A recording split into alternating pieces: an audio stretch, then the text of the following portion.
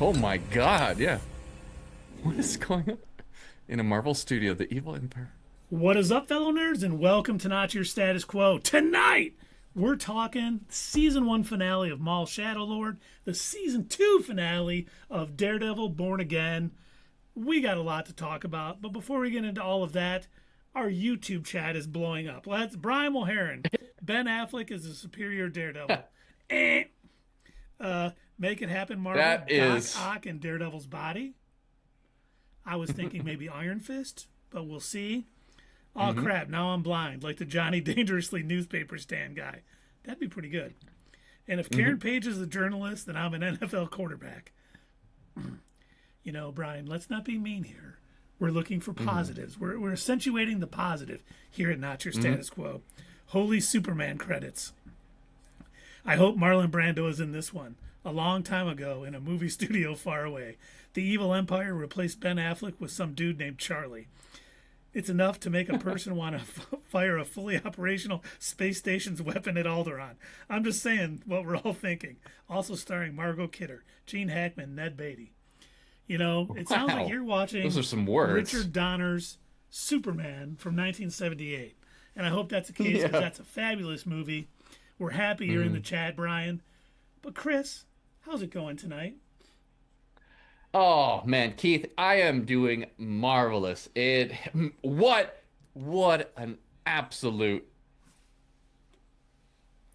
stellar week we have had with two finales, count them two, that just hit the mark, and I can't wait. I'm so excited to talk about these two episodes with you. Well, three episodes because we got two with Maul. But it's going to be a lot of fun. So Keith, how are you doing, good sir? I am tremendous. I think you said it all.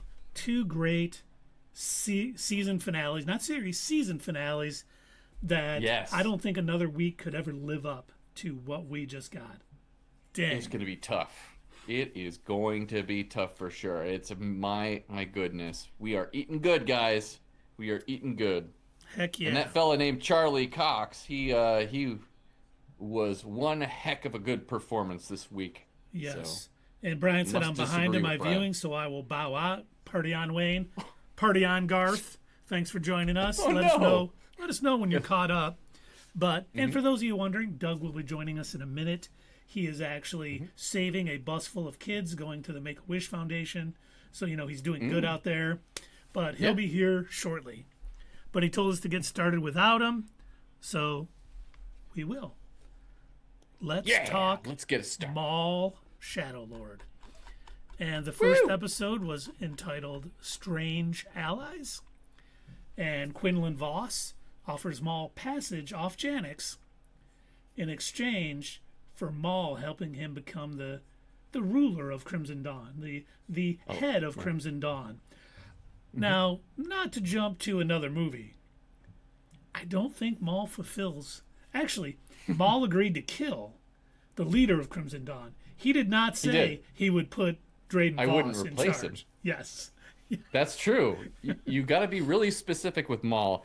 And I think it's Dryden Voss, right? What did I say? Quinlan. You're the right. Jedi. Oh my gosh. So, it's okay. Maybe he'll show up next season. I hope so. Let's hope so. Yes, that'd be great. And, you know, as Maul and his followers are preparing, he uses his connection to Devon to reach out to her and basically say, hey, come meet us at this statue. And she ends up leading Daki and the rest of their group to the meeting point where Maul proposes an alliance. Yeah. Makes sense. I like the way that he did it, too. He was like, here's my plan to get out of the city. What do you guys think of this? And his plan all along was to get Lawson to show him the way out. And it was just like perfect manipulation there for Maul. Which everything he's done in this first season has shown how much he has grown and learned from his former master. But Lawson, you know, they take Lawson's suggested route, an underground fissure under a power station. You know, Daki is questioning Devon's connection to Maul. And he's not very happy with where it's at, but No. I think he understands too. This is their best chance of getting out of the planet because, I mean, the Empire's everywhere. They are locking everything down. There's Inquisitors, maybe someone else we haven't seen yet, but we'll get to that. And spoilers. Yes. You know, they end up taking out a group of stormtroopers leading into that power station. They traverse the fissure down below. They get to like an acidic river of waste with one little... illegal waste down there. We've got to report this immediately. You gotta love two boots. Yeah, maybe that's not the top priority right now. That was, I love that line. But as they're going across, the Inquisitors, Murdock and the 11th brother, catch up to them. They start battling. I mean, oh man, that battle scene, especially down underground, it was so ominous too. Before they came in, and Docky was sensing it first. Maul comes up to him, and you're expecting them to I was expecting them to walk up, but then all of a sudden you get them just full on sprinting into the fight, which just that battle just went off the chain, and it was so amazing. And you rarely see the good guys lose a lot of people. And I mean, oh my God, Maul lost like everybody here. He really did. The one guy took some stormtroopers into the acid with them. Yeah, Icarus. Yep. And you know, we will miss you, buddy. So sad. R.I.P. R.I.P. You did good. You took more out. Took more out than you got to. Took more enemies out than they got you. So that was good. But and then, of course, the worst loss, Spybot.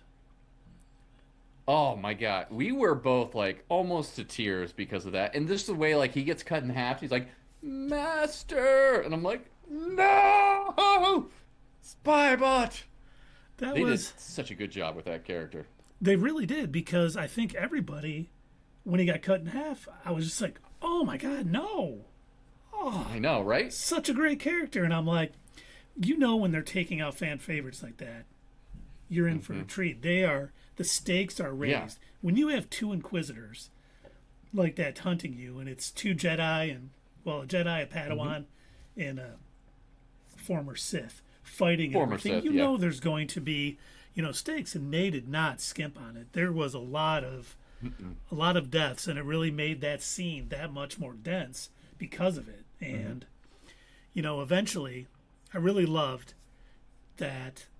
And you find out later, or at least seemingly later, he did this for a reason. As it's him and Docky, he sends Docky across first, and he'll hold him off. And of course, that was all for Devin. Hey, look it, he's not the bad guy you thought he was. Yeah. And they all get across. They emerge on the outside the city or whatever in the forest. They hear something. Rook goes to investigate, comes back, and then gets pulled back. Pulled in. And did you see what the voice actress said? She asked, "No, I didn't. What did she say? What do you want me, to sound like, or what do you want me to do?"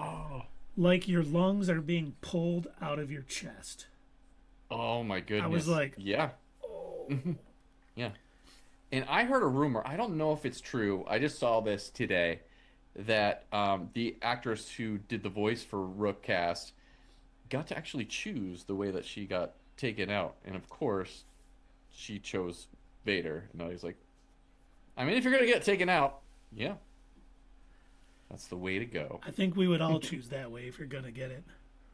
Yeah. And sadly, this puts to bed the rumor that Rook Cast becomes the armorer. So that rumor... now dispelled, guys. So sorry. I was laughing because when it happened, I'm like, did they do that on purpose to stop everyone with that thing? Yes. Oh, for 100%. Yeah. Maul could find some more Maul DeLoreans out there to join up with Crimson Dawn, and it could be another female Maul DeLorean who becomes the armorer, but probably not. But man, at this point, why would anybody want to be recruited by Maul? And he's like, how many of your underlings have died? All of them? Every last one of them?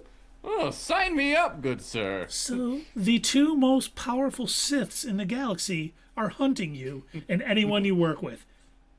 I'm going to bow out. Thanks for the offer. Yeah. I think I'm going to go work over here. I'm going to go work for minimum wage, you know. Yeah. I was in shock that they brought Vader in. But Same. it was I was so like, wow. well executed. When you just hear that breathing at first, and I was just like, Yeah. Mm-hmm. it was very much a lot like when Luke showed up in this second season of The Mandalorian. Mm-hmm. Like, I'm like, there's no way Luke. There's no way it's going to be Luke. No way it's going to be. That's an X-wing. That's definitely Luke. Same thing here but it makes sense. I kept saying, they weren't going to think he was enough of a threat to send Vader. Yeah. But I bet you. And that made sense. I bet you Vader wanted to come. If he wasn't ordered to by Sidious, he wanted to test himself against Sidious's former apprentice. Oh yeah, to show that he was better than him. The only qualm I had about this was we were kind of spoiled going into this because there was the leaked posters that came out way early in the season. Somebody probably lost their job because of that. But I wish we hadn't have seen those. I wish those didn't come out because I wonder how this would have hit even more if I would have not seen those posters. Because I knew he was going to show up, but it was just like, man, if I didn't know, and you hear that voice, you see what happens to Rook. Oh, but even with that too, I was still excited. I shouted out loud as soon as I saw that come on. And Keith, Yep. question for you. Yes, sir. As soon as you saw him come out of the mist there in the jungle, did that give you the Splinter of the Mind's Eye vibes to you? Because it definitely, that hit me right at first, and I looked over at my wife and I'm like, that's totally homage to Splinter of the Mind's Eye. It was exactly that. And I remember reading that book Yeah. in like 78 or 79 when I Uh-huh. was like Yep. 8 years old and just loving it. And I think they even had a comic book adaptation for They it did. too. But Yep, later on. man, and just, I mean, I know Doug's joining us here in a minute. He's just slacked us saying he'll be on in a sec. But, he was talking about if he's here, if Vader shows up in a series, he hopes he looks better than he did like in Rebels. I think mission accomplished. He Mission looked accomplished. perfect. Man. Yeah, I would say so too. This is the perfect, at the end of Clone Wars, this is almost the exact model from that, as well as I think from Tales of the Empire as well. Yeah. So it's the same model from both of those, and that's the perfect one. we're definitely not in Rebels territory for any of these characters. So No, they good have on went you. all out for the animation on this. They are not rushing it. They want it to be a great part of the show. Because I loved Rebels. Because the story was good, same. and I liked the characters, and the voice acting was good. But this has all of that and tremendous animation. So, Yeah. you know, And another thing of note from this first episode, and there's like two different parts of the episode that kind of pay a lot of homage to The Force Unleashed with Starkiller as well. The first one being the ATST and how he took that down. Maul took that down. And the second was when he had both of his lightsabers and he was jumping over the chasm. And the way he was holding his lightsabers, very reminiscent of Starkiller, guys. And if you guys don't know, Starkiller was voiced and looked exactly like the great Sam Witwer, who voices Maul too. and that was If you great don't because know. it was funny when he took out that ATST. I was like, I know that move. Hey, Fell off I've a done lot of that cliffs move before I did it, but I know that move. That- And then you're right, when he jumped, when he was holding them behind him like that, I was like, oh man, they're feeding Sam Witwer. yeah. They're like, this is Yep. how much we appreciate you, sir, and how much Paying you so do much for respect to him. Lucasfilm. That was great. That was And speaking of, Maul does fall off a cliff, in a previous episode. So there you so go. you're saying my video game ability is up there with Maul. Thank you. 100%. That is the 100%. nicest thing anyone has ever said to me. Yes. I'm glad I was the one to say it then. And, the next episode, obviously, I love the fact that they did not send out episode 9 or 10 to any of the screeners. Yeah, I can see why. You do not want that leaking in any way. Now, No. there was posters No. that leaked with Drayden Voss. So we kind of knew he was coming. But Yep.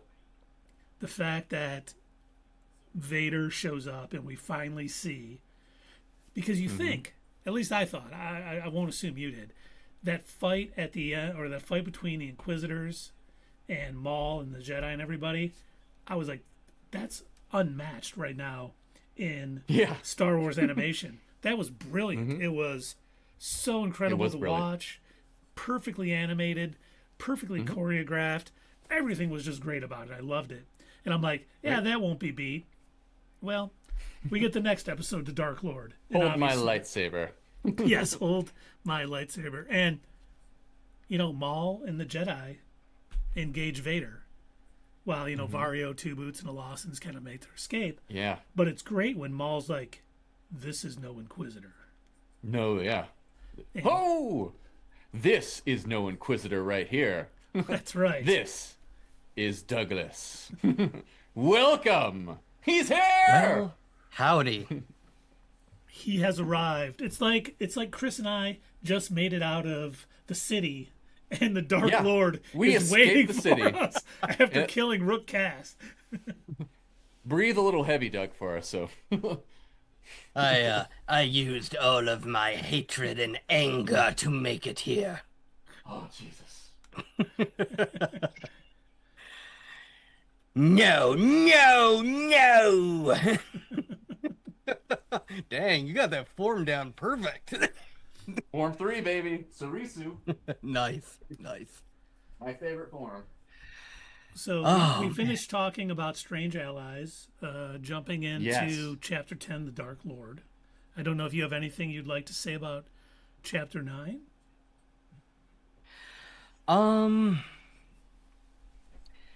About Chapter 9 specifically,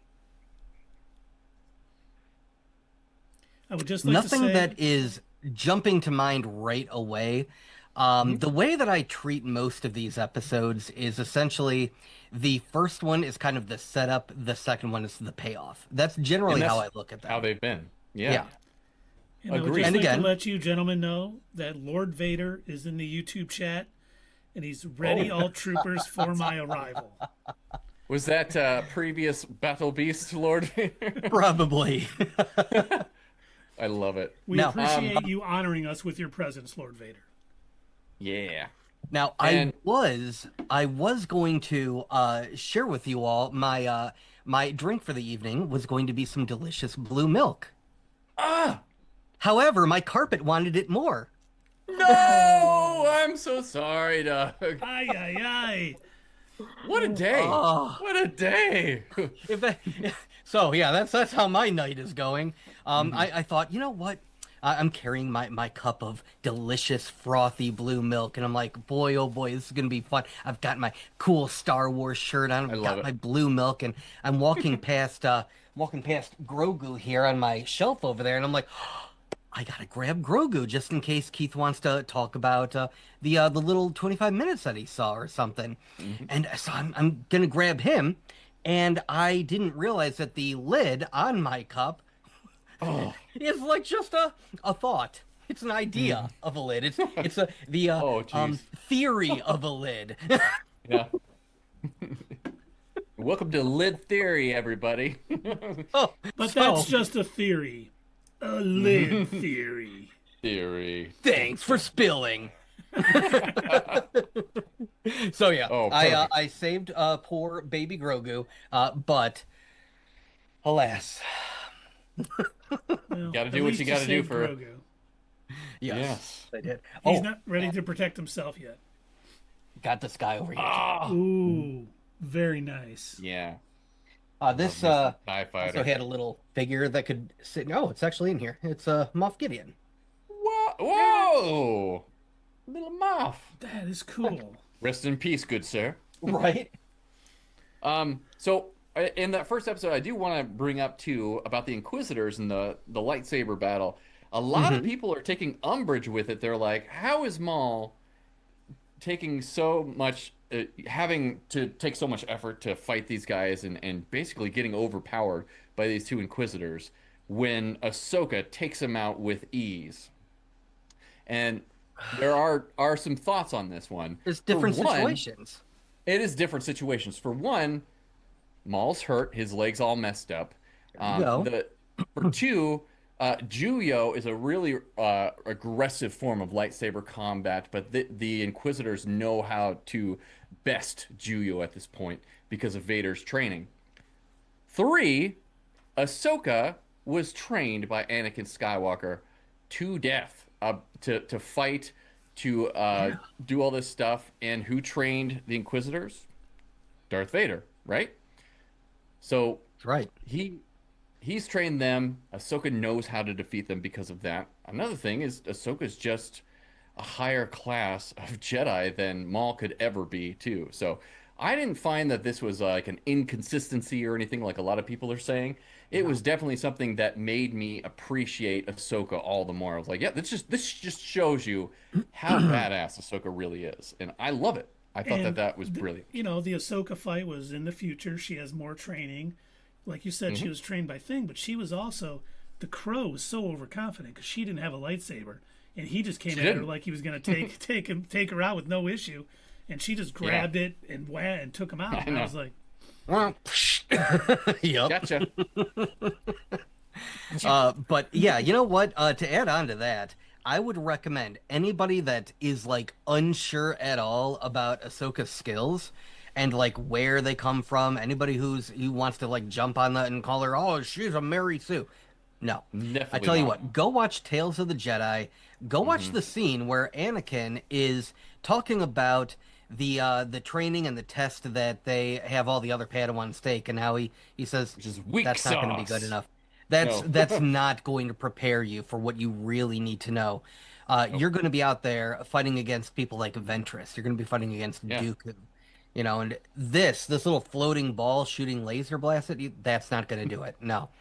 If you want some real training, and then that's what he does. He has all of his clone troopers keep blasting at her until she's able to deflect them all. Yeah.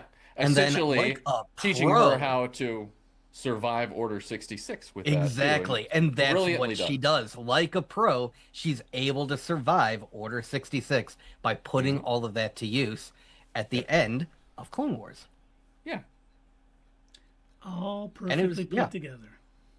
So do not doubt Ahsoka's skill. But also, Don't doubt her skills. that's right. Well, and remember, Also, too, to add on to that, the same people who are probably complaining about, oh, Maul should have done better and his injury shouldn't have mattered, those are probably the same people that weren't understanding Ben Solo getting shot in the friggin' gut and still trying to hold his own in a lightsaber battle. He's trying to punch himself like, oh my God, get rid of the pain. Like, it's like, come on. God.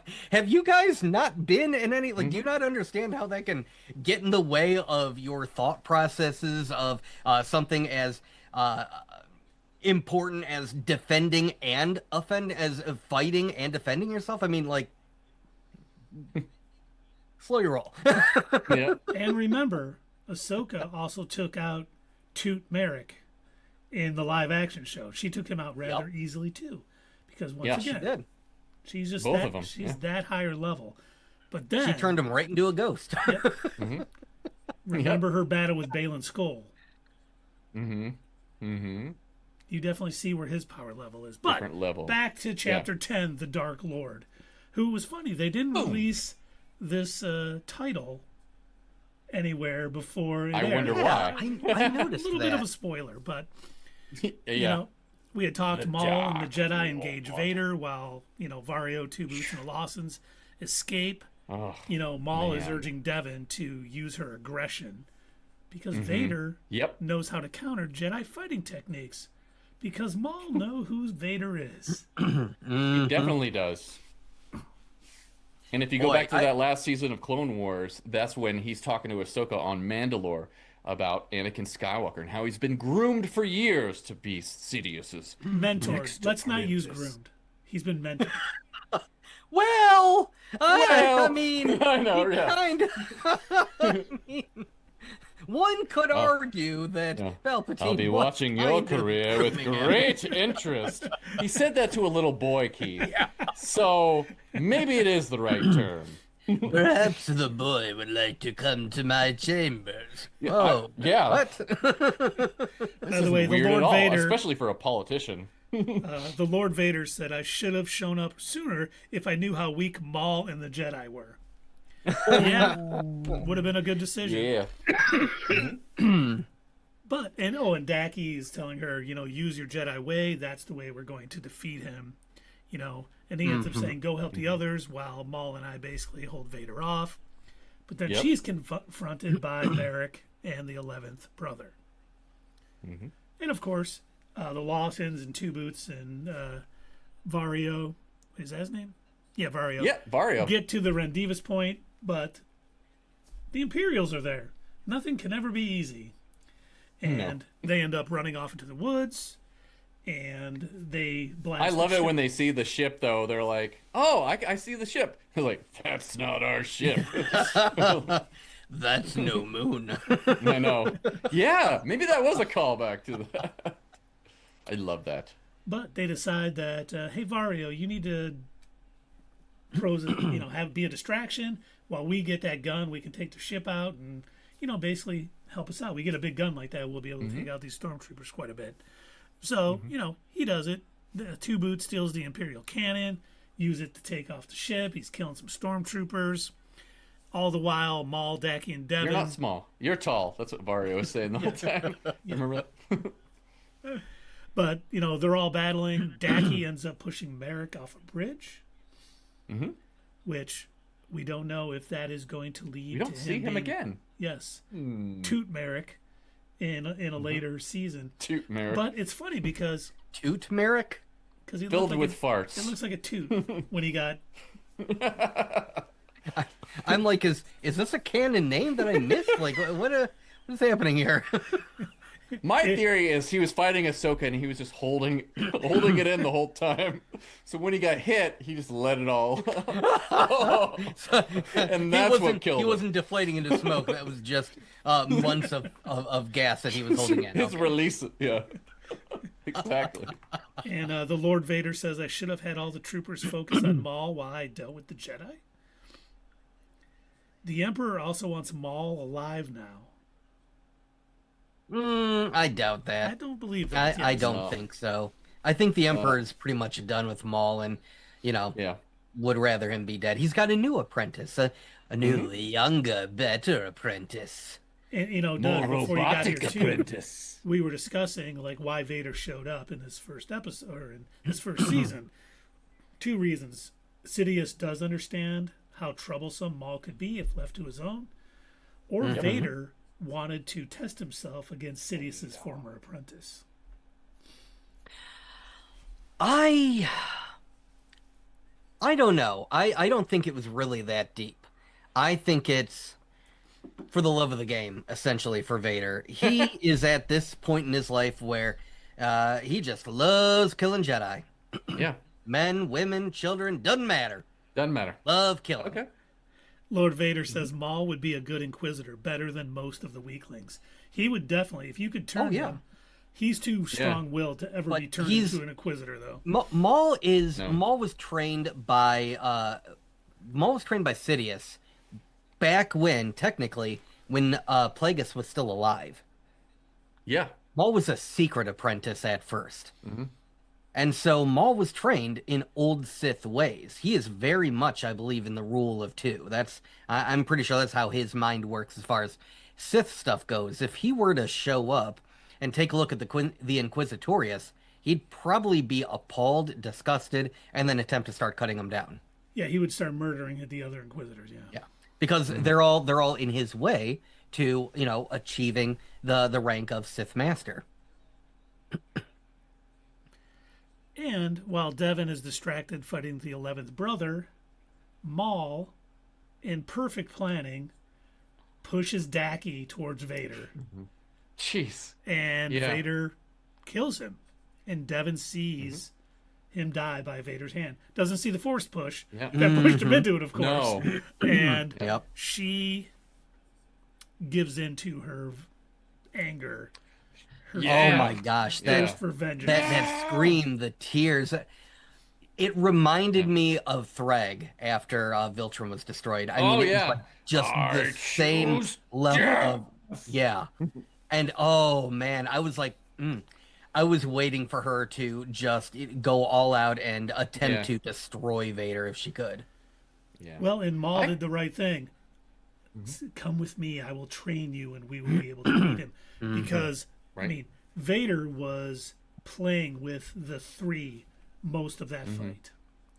Oh He was yeah, he was yeah, going after yeah. Maul's He was fighting legs. one-handed most of the time, and One-handed. you notice that he didn't start to get serious until towards the end. I picked Yeah. up on the fact that, like, when he first started fighting them, his movements were very slow.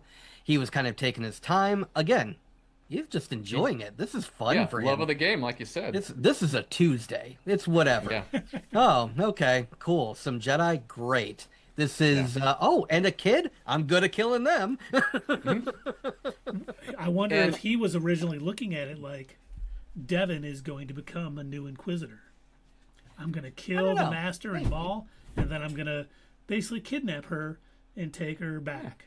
He's like, I sense the don't dark think- side in her. I don't think Vader did he was never, at least not in the comics. I don't think he ever actively recruited any Recruited? Inquisitors. He never No, did. he That didn't. when did Because he the did? Emperor No, he never made did. He the never did. Inquisitors. I was gonna say, yeah, because when the Yeah. Emperor first introduced the High Inquisitor to him, and the Inquisitorius, Vader was kind of pissed off. Like, Oh, yeah. are you saying I'm not good was enough? the Like, what point. is this? And the High Inquisitor was equally angry at Vader for killing off Inquisitors like they were nothing. And his Yeah. excuse was, "Oh, it's all just part of training. If they can't make it, then whatever." They're not Well, he strong didn't kill enough. them all. He was cutting off limbs and, you know. That's doing- right. That's right. I forgot he was doing that. Yeah. Yeah. He, Well, good guy Palps, he just wanted to make sure that Vader had competition so he would rise Yes, to the top. exactly. He was just thinking That's- of Vader's best interest here. That's all. That's all he was doing. It was part of an advanced, just immersive training program. Exactly. Exactly. He's always thinking of his best interest.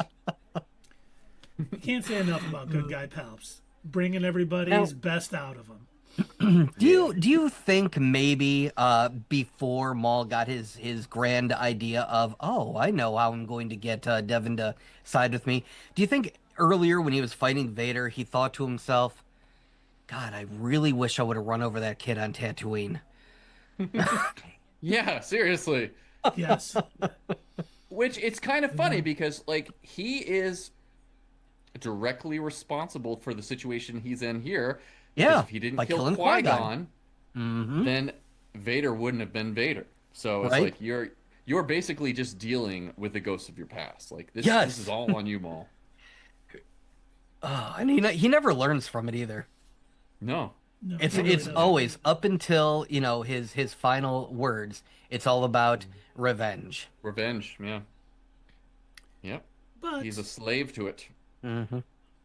we do see Lawson also sacrifice himself so that everyone Yes. may escape. So we have Yeah. Riley My question. and I Devin got a both question for you having guys. lost a parental figure to Yeah. the Empire. Really? I think they're going to be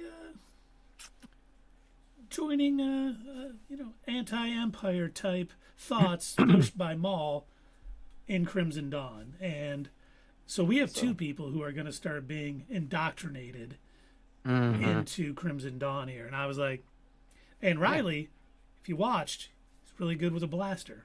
He trained with Yeah. his dad, and Yeah. so Maul didn't. And if just you notice, get a- he just had it on stun too the whole time. I was gonna bring that up. I Mm-hmm. think this is just my theory, but I think this might just be a Disney thing because we Oh, for also kids noticed killing? it at first. Yeah. We went back when we were watching Bad Batch. They did that a lot in the first Oh, and yeah. Mm-hmm. part of the second season. They would only ever have their blaster set to stun, and I think that was because at the time Disney was like, "Look, we can't have kids shooting to kill, and if it's a kids show, we can't have the heroes or the protagonists It's a bridge killing too other far. people. That's a bit too far." But I think once they realized, like, the audience isn't babies, it's fine. It's cool to understand that in this weird galaxy, there's just going to be death, right? Just how it is. Well, we were talking before you joined too. I mean, that first fight against the Inquisitors in episode 9, Mm-hmm. a lot of people did not survive. I was a little bit shocked by that. I was like, kudos to them for having it pan out that way, because that was unexpected. And, we saw a couple. Daki really didn't sacrifice himself so much as he was pushed into it, but Lawson willingly gave his life so his son could escape. And well, I got a question about that, because we don't see a body. We see him go through the mist, and we don't actually see Lawson killed completely. He gets shot. Do we think that like the Empire is gonna seize him and we'll see him again? Maybe. I don't think so. No, yeah, I don't think so either. Why didn't they show? I I get that we didn't see a body. I understand that. Yeah, because they did that with Daki. I feel like there would have been some hint that he was still around, and I don't think they would have shown his son is so emotionally distraught if it wasn't like a final thing, like this is the end. Like, plus I think it helps with the journey that him and Devin are about to go on. It would make more sense if they both lost their father figure. Yeah, and I agree with that, but I just don't know why they didn't include a shot of him like on the ground or something, just like definitively. That I don't know. and dying. you Now, may be I could right. be It may- completely wrong. He could show back up, and then it could Yeah. be like a duel of fates between, is he going to go with his evil mom who works for the Empire, or is he going to go back to his dad, or ignore them both and be like, Maul's my daddy now. Don't call me daddy. I mean, his dad, if Lawson does live, and he's saved by the Imperials there, he may be forced into Imperial service too. And he may be trying to get his son to give up. Oh, Lord, what if they details made him about be a Crimson. stormtrooper? He's too good of a shot. Yeah. He'll be a Wasn't a sharpshooter. stormtrooper. But Oh, and then he could get with Bill Burr, and Yeah. that would be great. There you go. he goes to want Space that Boston duo. to train, and then he Yeah. looks up. Yeah, let me train you, kid. I'm not a kid. But Was a we've talked a lot about it during the first season, how slow it was him turning Devin. I mean, she basically at the end of episode 10 agreed to be his apprentice.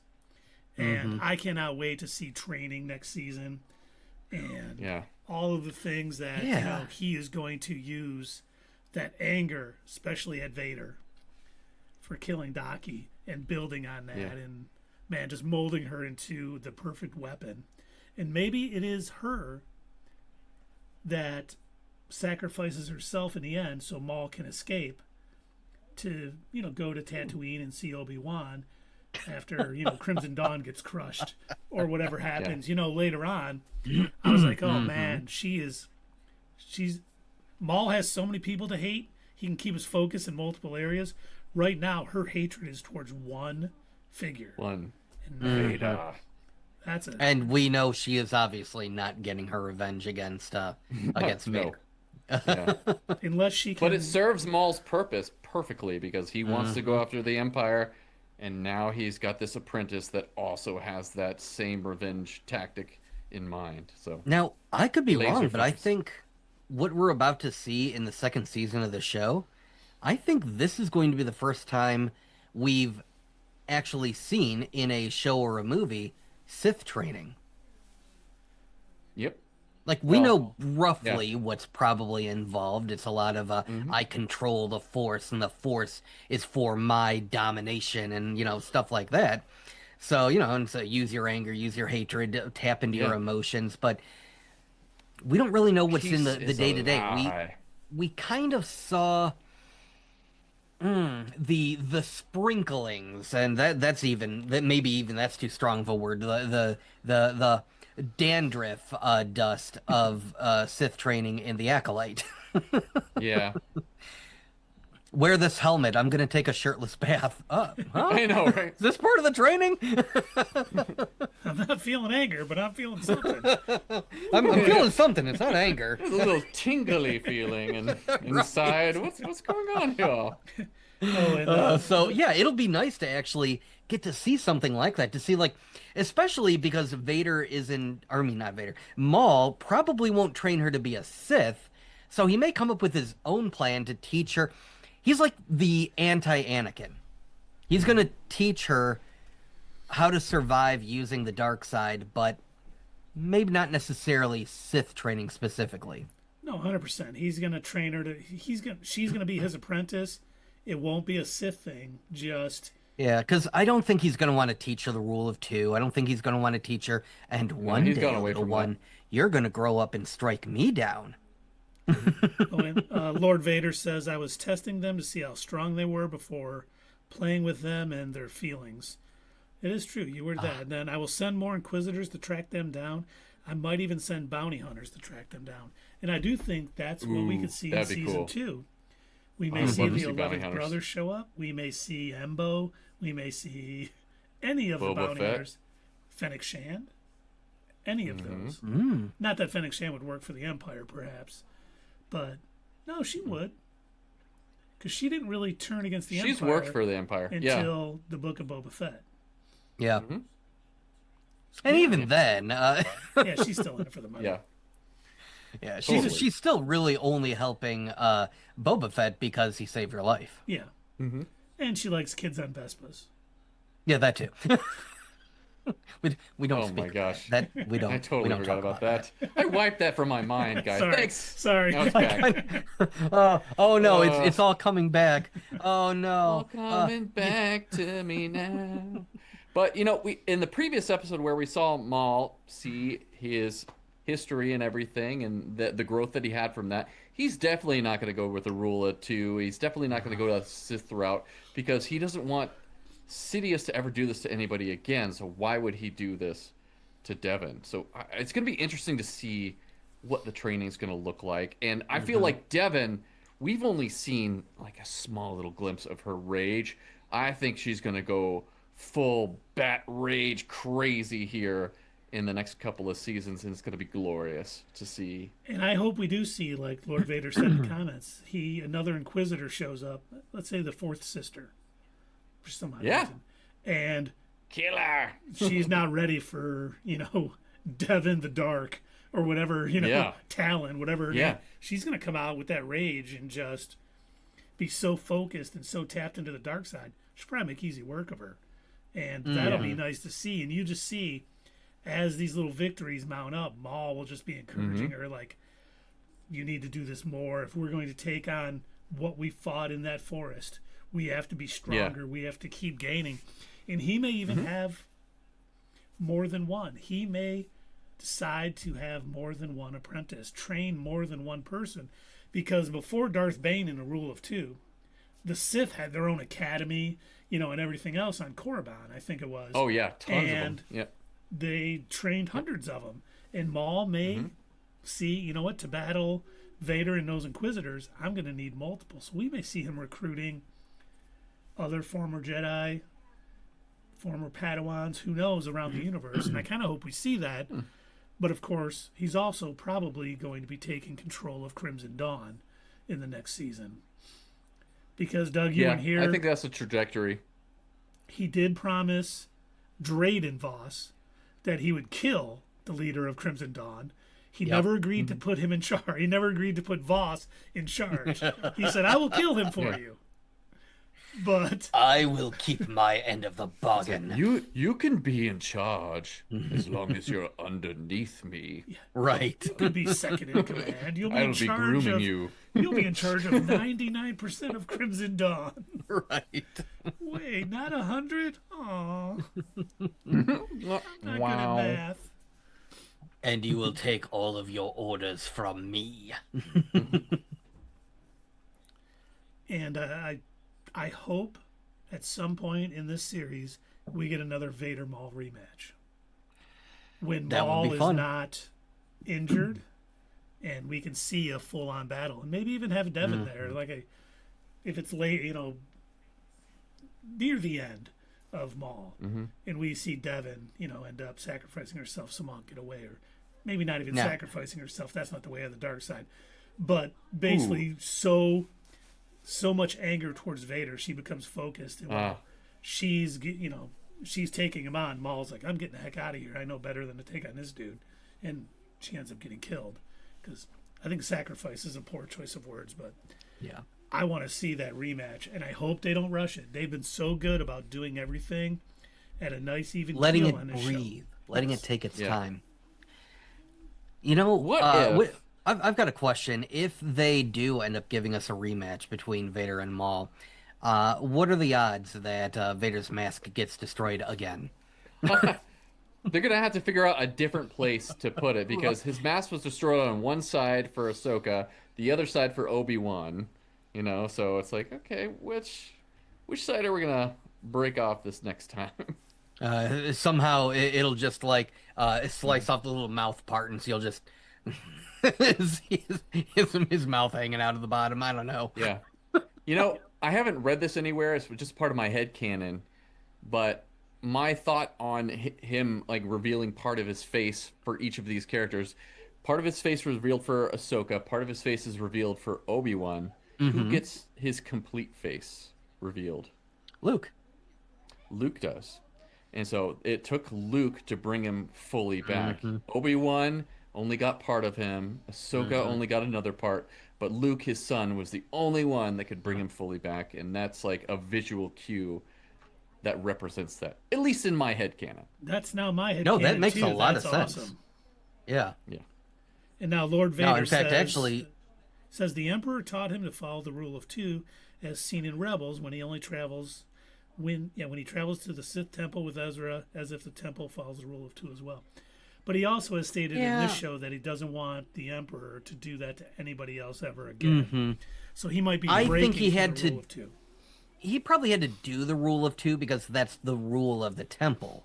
And that's mostly why he was, working with Ezra to get him all dark-sided up to do this, to open up the temple, because he was really just using Ezra. That's all it was. Ezra was a tool 100%. for him to get a hold of this super weapon. No, I don't think he believes, at least definitely after this show, this first season of the show, I don't think he believes in following the rule of two, unless, Agreed. He's in a situation, a very specific Sith situation, a Sith-uation, if you will. Woo!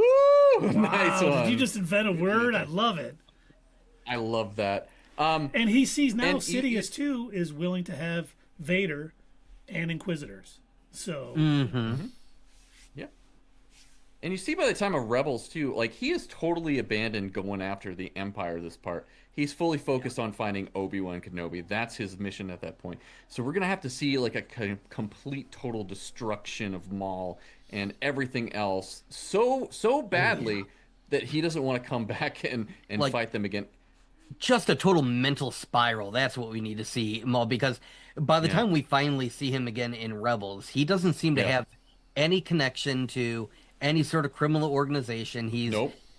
He is at this point almost the opposite of Obi-Wan. He's like a rat in a desert. He's wandering around He's a rat in the sewer.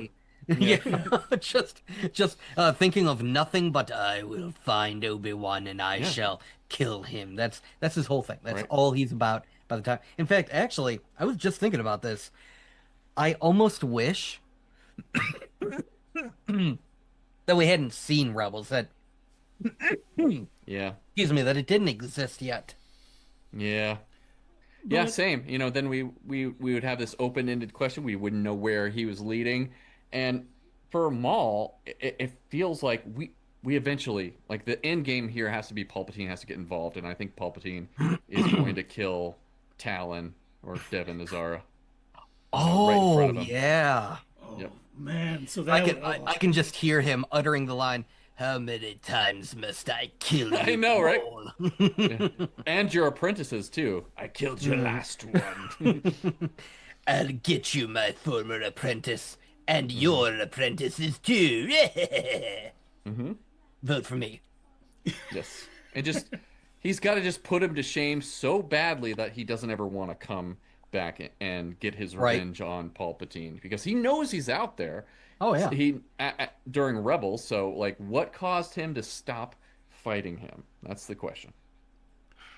a complete beatdown, I think, is the only answer.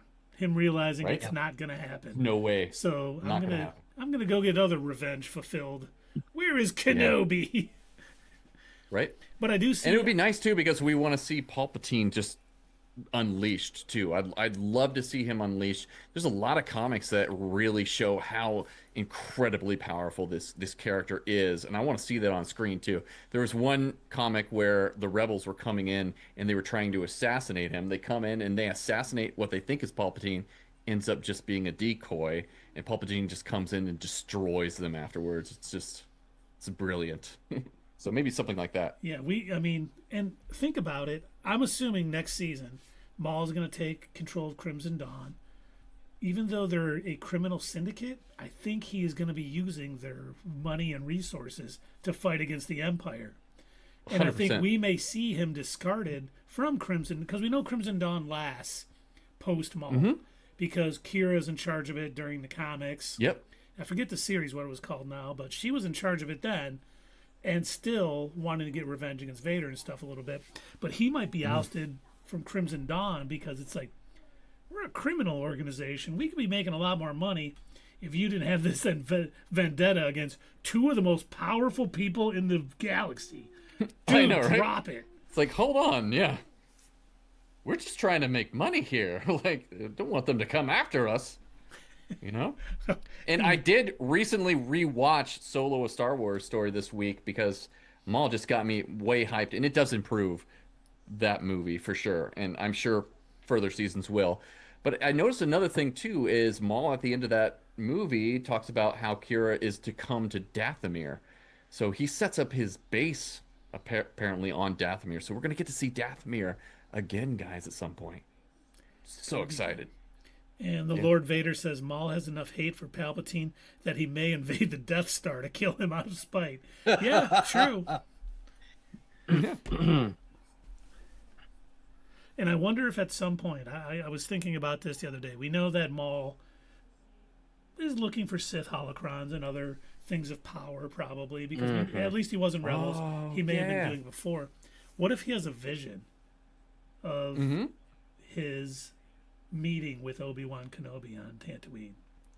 He doesn't know he dies in the end, but he is given a vision of seeing Obi-Wan again, and that's what makes him go to Tatooine because he thinks he's going to strike him down and kill him, but not realizing. That's true. Great point, Keith, because this whole first season was based off of the dreams and visions that Maul had, and that's what directed his actions, was to get Devin as his apprentice because he had seen this vision. So I'd love to see more visions from Maul that lead him to this story. Agreed. That would be fantastic. Trying to think. Oh, I was trying to figure out. Do you guys think Vario might turn on Maul in Crimson Dawn? Because I'm assuming he's going to be kind of brought into the operation since he escaped with, Voss and Maul and everybody. Do you think he might secretly be feeding intel to the Empire? If he thinks it benefits him in be some a tragedy. way, Possibly. or will he be like smart him enough so to much. realize? I do too. But is he smart enough to realize he's probably better off being with Maul and Crimson Dawn at this point? Because if anyone remembers how strong his criminal syndicate was prior to his being ousted the first time, might be smart, or they might be scared, like, oh, he got ousted earlier, he's going to get ousted again. And Vario has personally seen what happens to people that go against Maul or betray him. So it's like, well, I don't want that to happen to me either. So, well, that's all my thoughts. Do you guys have anything more you'd like to add about season 2 or season 1? Oh, let's hear it. I do, and this specifically applies to Vader. And so Vader doesn't talk at all. No. In these 2 episodes. And there's a real-world explanation for that. The late James Earl Jones is passed. But the second one I thought was pretty interesting. The reason why he doesn't talk is because he doesn't think these people are worth his time. No. He's just like, I'm just getting to business. I don't need to talk to them. I don't need to try to convince them to be on my side like he did with Luke or anybody else. So I like that explanation in universe. What do you guys think? Oh, yeah, no, exactly. That's why I said, like, you can just see the way that he's fighting at first. Yeah.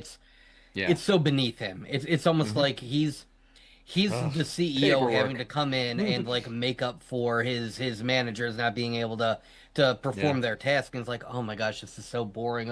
Oh, yawn, Jedi. Yeah. And just whatever. Oh, Going are through they the motions. actually a couple of them ganging up on me? All right, I Mhm. guess I might move a little bit quicker and harder, but Yeah. he definitely wasn't putting everything into it because I was No. also thinking as they were getting away, he didn't even attempt to stop them. And we know he can. No. We know Yeah, that he he has the stopped ability ships to. way bigger than that.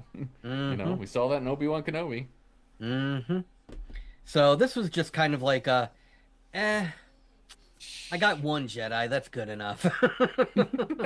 Yep, I got the master. And That's good. I almost wonder, like, do you think, like, I mean, I know Anakin was aware of Maul, probably. I'm Mhm. sure Oh yeah. Obi-Wan said something to him, but in all throughout the Clone Wars series, Anakin never sees Maul, doesn't meet up with Maul, nothing like that. They don't ever interact with each other throughout Yeah. the Clone Wars. The the only memory that Anakin may, and this is a very, slight possibility, he may remember him from when he was a kid on Naboo, Yeah. possibly. Or But from again, he Tatooine when could he have got just, run over. he also You could have know? thought, oh, maybe that was a different Zabrak, guy with a lightsaber. Who knows? Yeah. Oh yeah, or the guy who tried to run him over. Yeah, right. But yeah, so I don't even know. I'm curious whether the Emperor told him about Maul, or if this is Vader just now figuring out. Wait a minute, did my That would master be have something. an apprentice before Dooku? What is this? Yeah, maybe Well, like that could be something he confronts Sidious about in the next Hmm. season too. It's like, who is this guy? Yeah, hey, guess he what? fights like you. Guess what, Palps? I ran into your old apprentice, Maul. Oh, what? What are Mm-hmm. you talking about, Thought you Vader? killed What are you him. talking about? Didn't you say it was taken care of?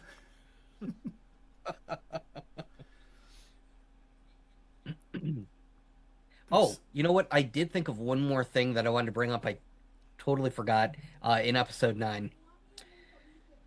Did you notice the amount of emotion that Maul had for his psycho killer robot getting killed? Spybot. Yeah, I had the Yeah, same emotion. It he was was so so tragic. mad. He was Yeah, angry and I would be sad and too. hurt. It was like this droid was his buddy. Oh, this Yeah, droid wouldn't he was be your very buddy helpful. too? He was Oh, extremely helpful. And I think the big reason why they killed him off is just he was so efficient at what he was doing. So they oh just had yeah. to create more challenges for Maul. So it's And like, yeah, gotta again, we take out know Spybot. that this doesn't end with Maul having anything left. He Hmm. keeps losing Loses everything. allies. They're either leaving Yep. him or dying, or both. Hmm. I know. I want more Zabraks though. I really do. Yeah, I me really too. like them. I love Scorn and Icarus, and so sad that they're gone. But Well, yeah, I love their remember, design. I love everything about he them. tells Kira to meet him on Dathomir, so I Got the think there's a mirror. very good chance we A will see whole some army more. of Night Sisters and Zabraks. Ooh, give me those. Oh, yes. Should we rate this episode, gentlemen? I think we should. Absolutely. I needed a drink. Well, I'll go first if you guys don't mind. Oh, go for it. Not I at all, really, they did a great job this entire season of playing the slow game, taking all of the visuals and making, caring about the animation. We talked earlier that, Rebels did a lot of things right. Animation wasn't one of them. But, I mean, they really did everything good in this. All of the characters were well thought out. Maul, Sam Witwer voicing him is tremendous. And Yep. even in this episode, seeing Maul's plans going through and thinking that the best animated lightsaber battle we ever saw was going to be at the end of episode 9 until episode 10 started. I know. I cannot say enough good things about it. I mean, they really took their time to choreograph that fight, get everything right, and just have it make sense. And, Maul being smart enough to let Daki go first, making it look like Yeah. I'm here to help you guys. Don't former Sith, don't worry about it. I'm a good guy now or whatever. And it was really all part of his plan for Devin, because we see it play out in the next episode. And just the emotion I had when you hear Vader's breathing at the end of episode 9 is just like, sixth grade Keith again, just so excited to see something like that. And then see him just pretty much wiping the floor with a master Jedi, a Padawan, and a former Sith apprentice was just great. And how it should have went. And like you guys said, he was toying with him at first, and he probably could have stopped him from getting away, but I killed one Jedi Master. I got something to report to the Emperor. And, maybe I'll make it my plan to hunt down Maul at a later date and, kill my master's former apprentice. But things are falling into place perfectly. I am enthralled with every minute that this was on screen. And I think I'm going to give these final 2 episodes a 9.5. And I'm going to give this first season a 9.7. I mean, it was so well executed. Ooh. The animation, the voice acting, the music from the Kiner family, the plot threads weaving together and coming to this final conclusion, these last 2 episodes, it was darn near perfect. And I honestly think this could be the best Star Wars animated series we've gotten. Now, it's a small sample size of what we've gotten with Clone Wars and other things, but it has certainly shot out of the gate as a front runner, and I'm loving it. Yep, agree. And for me, it's like, you have this amazing action, these amazing lightsaber fights, but on the top of all of that, we also have the depth of characters, the depth of storytelling, the performances that we have for this, everything that makes sense, and the way that the needle is thread throughout this, the little homages to every little thing out there, the love of Star Wars. You can tell that everybody involved with this show loves Star Wars and the craft that they're making, which is how it should always be, guys. And so these last 2 episodes were brilliant. And I loved how they utilized Vader, how they portrayed him as this dominating force that was intimidating, so intimidating. One of the most intimidating versions that we've gotten on screen, besides Rogue One version, I think. And this definitely met the mark, and this definitely exceeded my expectations when expectations were high for this entire series. And I'm just so excited to see where we go with Devin, her eventual fall to the dark side that we are seeing. Like, she is coming into the dark side, and I just loved how they set all that up. I was thinking the entire series, how are they going to take out Daki and make it work? And I think that this is what was the best way for them to do it. Perfectly done. Having Maul be manipulating the whole time and behind the scenes to make those events actually happen. We got to see a lot of that. It was just perfectly done. And I did rate these separately. So 9 I gave a 9 out of 10, and then I gave 10 a 9.5 out of 10. So average those 2 together, 9.25 out of 10 for these episodes. Series as a whole, 9 out of 10. And the only reason I'm not giving it a 10 out of 10, and maybe Doug agrees with me on this, was those chapter cards. They were so hard to read. Come on. Oh my gosh. Oh, they were the only worst. thing that wasn't perfect in this show. If those chapter cards were better to read and they looked better, I could have given this a 10 out of 10, guys. You know what they reminded me of? What's that? Like, anytime you'd see, it looked like early PlayStation or N64 graphics. Oh my goodness! It Small did. font, It did. color that does not work well against the background. Terrible text. It was they were bad. But I really enjoyed this series all the way through. I was kind of hesitant, I think, like I am with a lot of Star Wars stuff, especially when they keep going back to the same era. I'm always kind of like, I don't know. We'll see if this is good. But I was pretty blown away by the art style because Keith already knows this. I was not a fan of the Rebels art style. Didn't care for it. Anytime that I go back to watch an episode of it for whatever reason, I'm just like, oh god, it's just so ugly to look at, and It was, I understand that it was made for kids. It is a little bit more cartoony. In the beginning, at least, it was very much made for kids. That was Yeah. their audience. I think as it went on, they realized that, oh, hey, like adults are watching this show too. Maybe we crank up the psychopath on Chopper a bit. And so I think going into Maul Shadow Lord, that gave Lucasfilm, Disney, that gave them a little bit more knowledge of what to do with this series. They already know that their audience is going to be very wide. It's going to be Star Wars fans from the young to the old.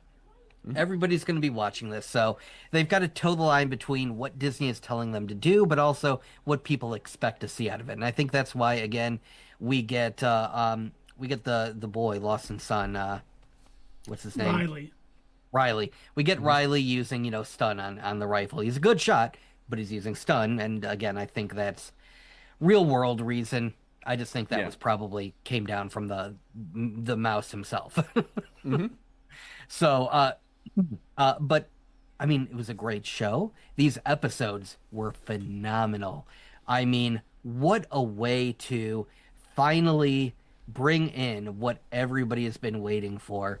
I mean, just being able to see the shadow of Vader and the red glow coming, like, because he's there, and you hear the breathing, and then the fight that ensues. And Maul is doing his best theater kid act of pretending like he cares, and you run away, go, I shall stay behind and fight. And he's like trying to act all noble and everything. And every single time he was doing it, I'm like, you're full of shit, man. Like, come on. Like, I know Devin is falling for I was it, gonna but say like, she bought it though, and that's who he was doing come it on, for. dude. Right. And I mean, that was his goal. That was his goal. He was trying to trick her. He's doing that. And I think even honestly, I think even our Master Jedi there, I'm pretty sure he knew, because he kind of kept like giving him he looks totally like, knew. Yep. really? Yeah, I'm when he not pushed him, falling he for was this. like, "Guy, it's like, I knew this. I knew this was gonna happen." Right. I knew this was coming. But oh man, I don't I don't have enough good words to say about these episodes. They were just Right? done so well. I mean, there were so many emotional moments from, watching them try to figure out how they're going to cross this, like, acid path and get everybody across. And of course, again, Maul is doing his thing. Everybody go, and I shall hold off the invaders. I'll get to these Inquisitors, and you go on ahead. You're more important. Devin, did you hear me? Did you hear how nice I sounded? I'm the good guy. I'm the good guy. Devin, note, I sent your master across first. I'll be there shortly. Note that. Make a note. Write that down. Make note. Wonderful Maul. Good guy. Everybody gets one. I hope next season we see a checklist. Maul, good, bad. There's like a few under the bad, but more under the good. Oh, I hope she's Okay. keeping tally. That'd be great. No, or at least Riley, like on the side. Which, by the way, I took very note of this in these episodes specifically. Did you notice the way they drew Riley? He almost had sort of a 70s style hairdo, which kind of fits with the time frame. Totally with that time frame. Yeah, I love that. Yeah, because I kept looking at him like, God, why does that look so familiar? Like, I've seen other actors in A New Hope with that kind of hairstyle. And I'm thinking like Biggs and some of the others. And I'm just like, man, does that look like they did that right? And that makes perfect sense because, like, his character, he would be a younger version of the older characters that we see in A New Hope that are sporting those hairdos and that fashion. So, oh man, great detail. Nicely done, Doug. Oh man, but if you thought that was a cool detail, did you take note? I didn't hear either of you mention this, but did you take note of the way Maul fought towards the end when he split his staff into two? Oh yeah, we talked about this Starkiller? before he came on. Starkiller. Oh yeah. He had several homages to Starkiller. Oh in my these last gosh, two episodes. yes. Total Which is great. Starkiller. I was like, Yeah. I see what you're doing. Lightsabers The behind big back. one too was when he the ATST, the way he beat. It's like, Yeah, the walker. I remember that move. All right. Right? And then when he was jumping across and he held his sabers just like Starkiller did, it was like, nice. Perfect. Yeah, homage. he didn't fall off a cliff though. Well, as I was telling, We talked about that. Chris, that homage was probably to my playing of the game because I was like so powerful and he did fall off a cliff in episode. He 7. did. Yeah, You're right. against the Okay. Inquisitors. Good. So good. they had that too. We're keeping it lore accurate. Proof that Lucasfilm is watching our streams, especially when we played Force Unleashed 2. But yeah, so I'm gonna give these 2 episodes an easy 9.5 out of 10, and I'm probably going to give this series overall a 9 out of 10. Just well done overall. I was happily surprised. I was very happily surprised that it was as good as it was. Because they could have gone down, the same rabbit hole of cut the budget, shorten the amount of episodes, make it 8 instead of 10, and and all of this stuff. But they didn't. No, they clearly they gave it time. They gave it. I mean, just the every time they would zoom it, and I picked up on sort of a brush stroke paint style to the art, to the way they drew everybody, and I don't know if like oil painting look, I guess, might be the right name for it. Okay. Because the matte paint, they actually did use oil matte paintings for I the thought background. so, because that's what it looked like. Okay. That makes so much more sense now. They blended that with the CGI after they made that. They're like, this is such a cool effect. We're going to actually make this part of the character designs too. So it all seamlessly goes together with that. It's beautifully done. Nice. Yeah. It's funny. But yeah, it was something you were saying earlier, how when we first got, there's going to be a Maul series, it was like, please don't ruin this character. Please don't ruin this character. And man, we got it. Did they ruin the character? No, not even a bit. No, they made him cooler. How did they make this dude even cooler? I know. It's funny now because we got the right people in charge. Yes. Dave Filoni. We have gotten the most character development for Maul and Ahsoka in all of Star Wars. More than any Skywalker. I wonder why that is. More than pretty much almost anybody, and I love it. Same. I hope Maul and Ahsoka meet up again somewhere. I doubt it'll happen because it wouldn't make sense technically with kind of where Ahsoka is, I think. But you never know. And also the conversation that they have towards the end, Ahsoka acts like she hasn't seen Maul in a very long time. Yeah, that's true. And when we get to it in Rebels. Yep. I do want to add something since we brought up Ahsoka. I had a conversation with somebody online this week, but a lot of people don't seem to realize that while Dave Filoni does write a lot of stories and does seem to have a lot of care and thought put into the Ahsoka character, he never did it first. Her original, the idea of her even existing, that was all George Lucas. George Lucas, It originally came from him. So for everybody that's online like, man, we only get so much Ahsoka because of Dave Filoni. No, in all honesty, if it were just up to Dave Filoni, Ahsoka wouldn't exist. That was all George. that was Mr. George. Lucas himself. Originally, Ahsoka was based off of a non-Force sensitive character called Ashla, who was an older Terguta? How do you pronounce? Tegroot, yeah. Whatever their species name is. I know I'm butchering it, but yeah, that's what she was. She was essentially like, I think she worked for a crime syndicate is what Dave had come up with, and she was just going to be a side character that showed up in the Clone Wars here and there. Not really important. George Lucas is like, no, Anakin needs he needs a Padawan. That's going to help bridge the gap between where he is in Clone Wars and then what he'll become in Revenge of the Sith. And so Dave agreed. They relented. They worked on, creating this character together, and hence we get Ahsoka. Yep. By the way, but for all intents and purposes, Dave Filoni did adopt this character, and he definitely loves Ahsoka now, and like this is his baby.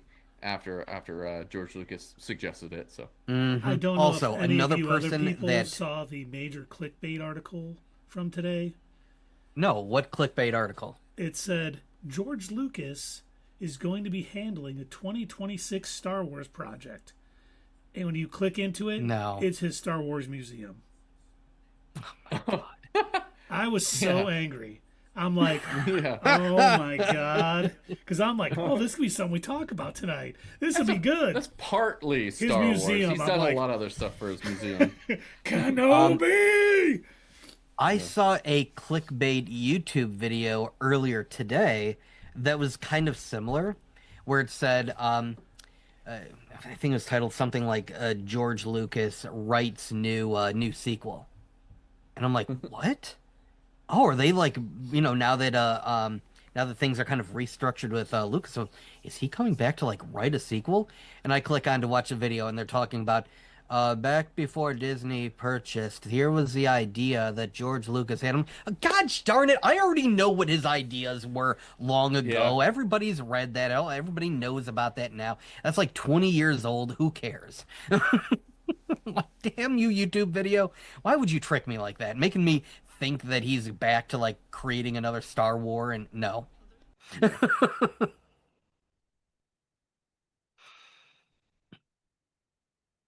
But Maul is a very good series. And I'm Agreed. waiting for more. I cannot wait for season 2 to come out. I think it's going to Yeah. be incredible. Yeah. And Sam Witwer has talked about how they are deep in production for the second season. So he Nice. didn't specifically say when it's going to come out, but he's like, it's going to be sooner than fans think. So expect it to Okay. come out sooner than you think. I'm like, that's great, great news for It sure. is it is great, but I when it comes to animation, I'm a lot more lenient with like when things come out.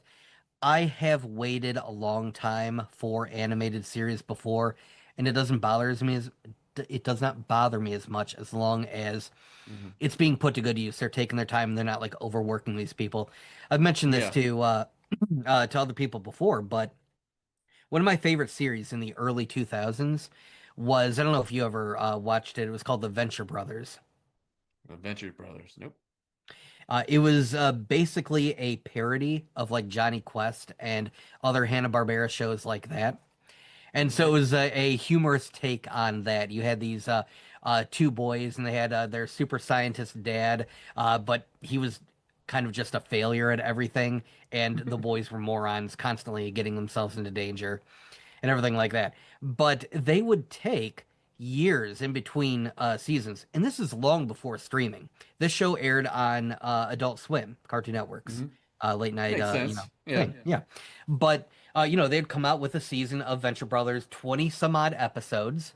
They weren't cheating us on that. They 20 some odd episodes, No. about a half an hour long. Some of them were an hour, depending on what the story was.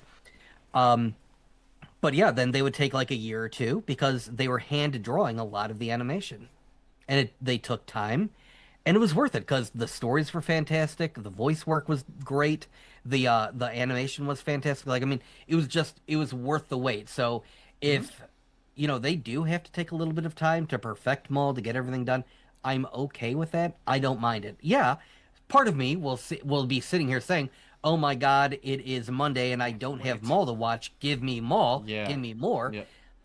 But also the more logical part of my head is like, just please take your time. Don't work Yeah. these people so we get good product. That way, when Hmm. season 2 does come out and we're doing this again, I can gush over how beautiful Yeah. everything is drawn and how smooth the animation is again.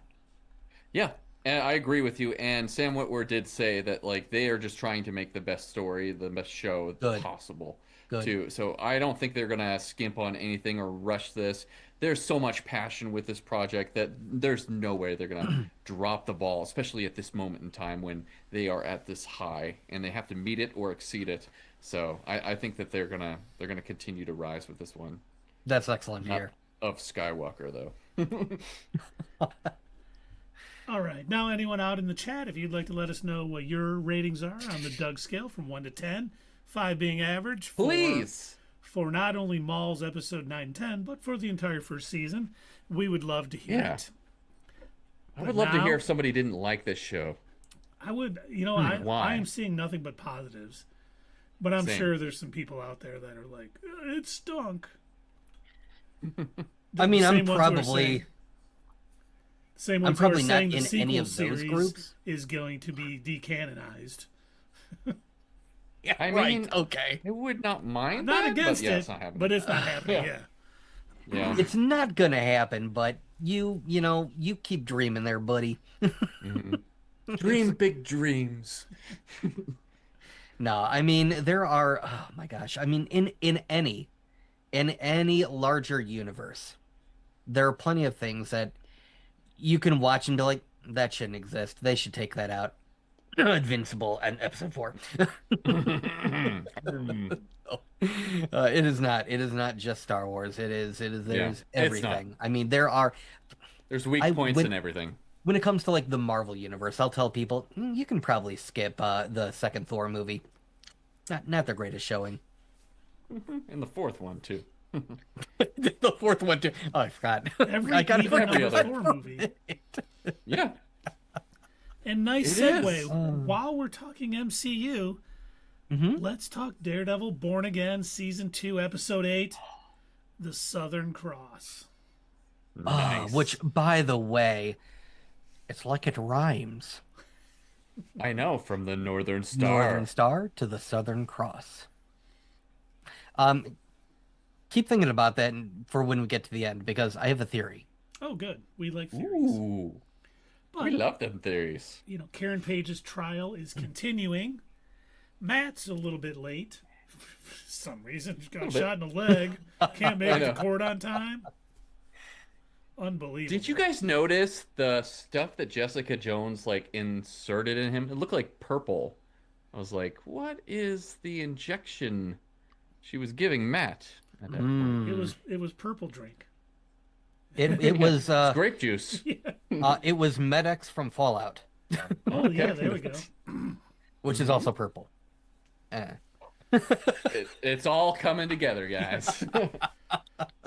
But Matt does show up, and they decide to call Wilson Fisk as a witness.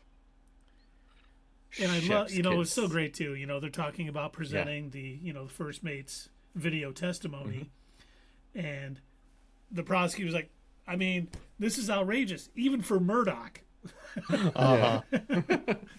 It's like, come Now, on, this is already a circus.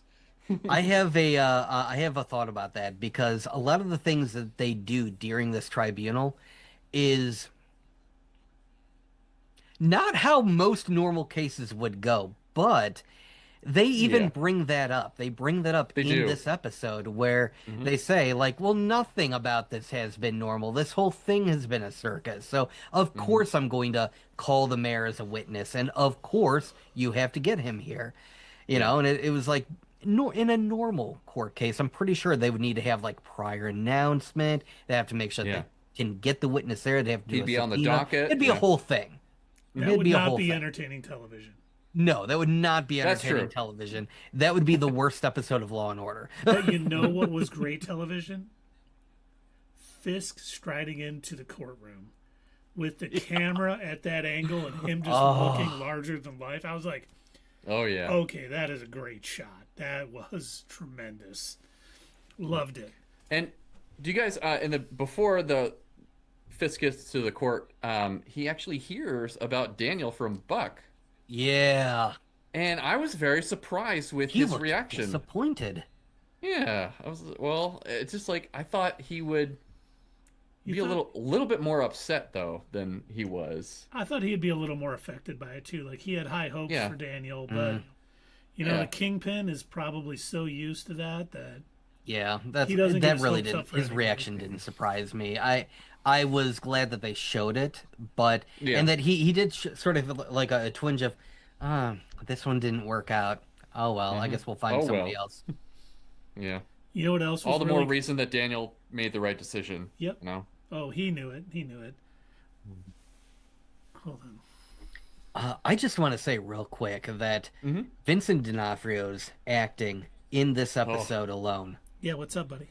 was amazing. I mean, Award he winning. did such a phenomenal job in this episode. I mean, he did great. He did great all throughout, He did great all throughout this whole, I mean, through the original Daredevil series too. He's just a really good actor and great at portraying Kingpin. But he Yeah. did an extra good job in this episode. I mean, every now and again, you'd kind of hear him break out of the Kingpin voice, and you hear his Uh-huh. own natural voice coming out because he was showing so much So much emotion. emotion. Yeah, he And it emoted started to come out a so little well. bit when he was, mentioning Daniel. So is it taken care of? And did he get Mrs. Urich? Hmm. No, no. Oh, I see. Yeah, I see. And it was like, Yeah. oh man, he did that like throughout this episode, and it was so good, Yeah. such It great was. acting. It was. Now, And also, just chewing the scenery.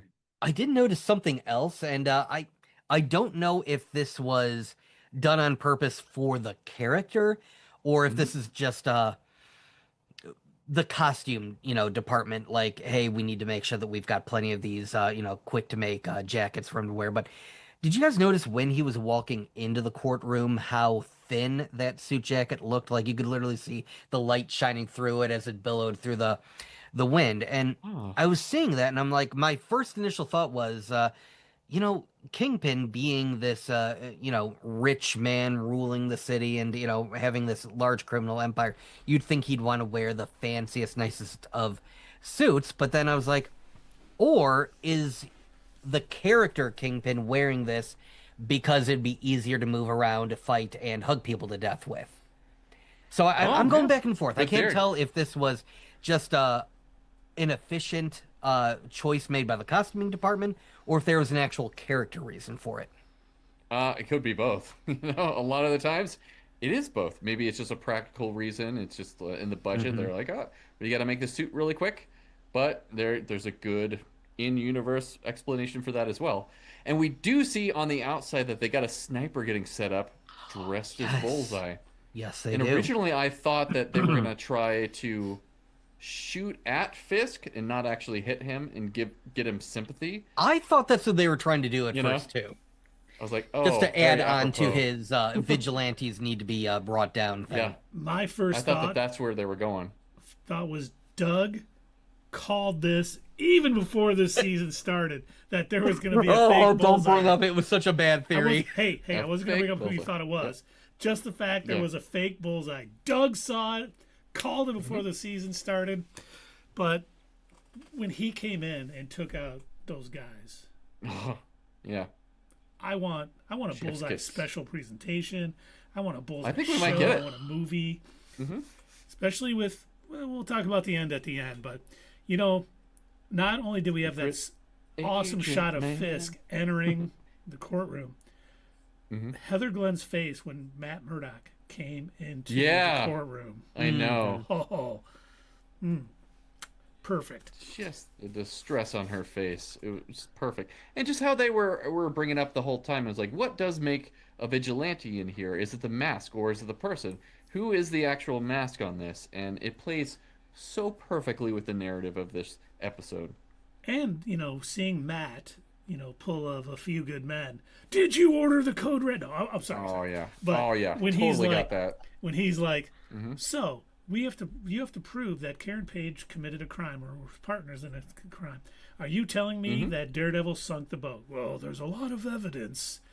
What if I and they're like, here's some testimony, and the guy's like, hey, this can't be admitted. He's gone or whatever. What if there was another witness to these events in the courtroom right now? To corroborate And you all see of it. Fisk just like, don't do this. You don't want to do this, Mr. Murdoch. Are you sure like- you want to go down this path with me? Right? And it was funny too, even before that, when they were talking about whether it was inadmissible or not in court to play the video.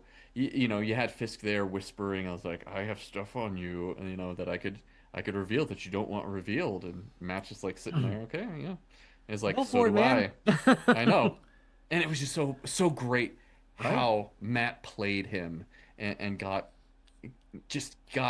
to the quick of this whole situation. It was just so brilliantly done. I'm almost surprised Fisk didn't order all the cameras to be shut off and the reporters to leave the courtroom.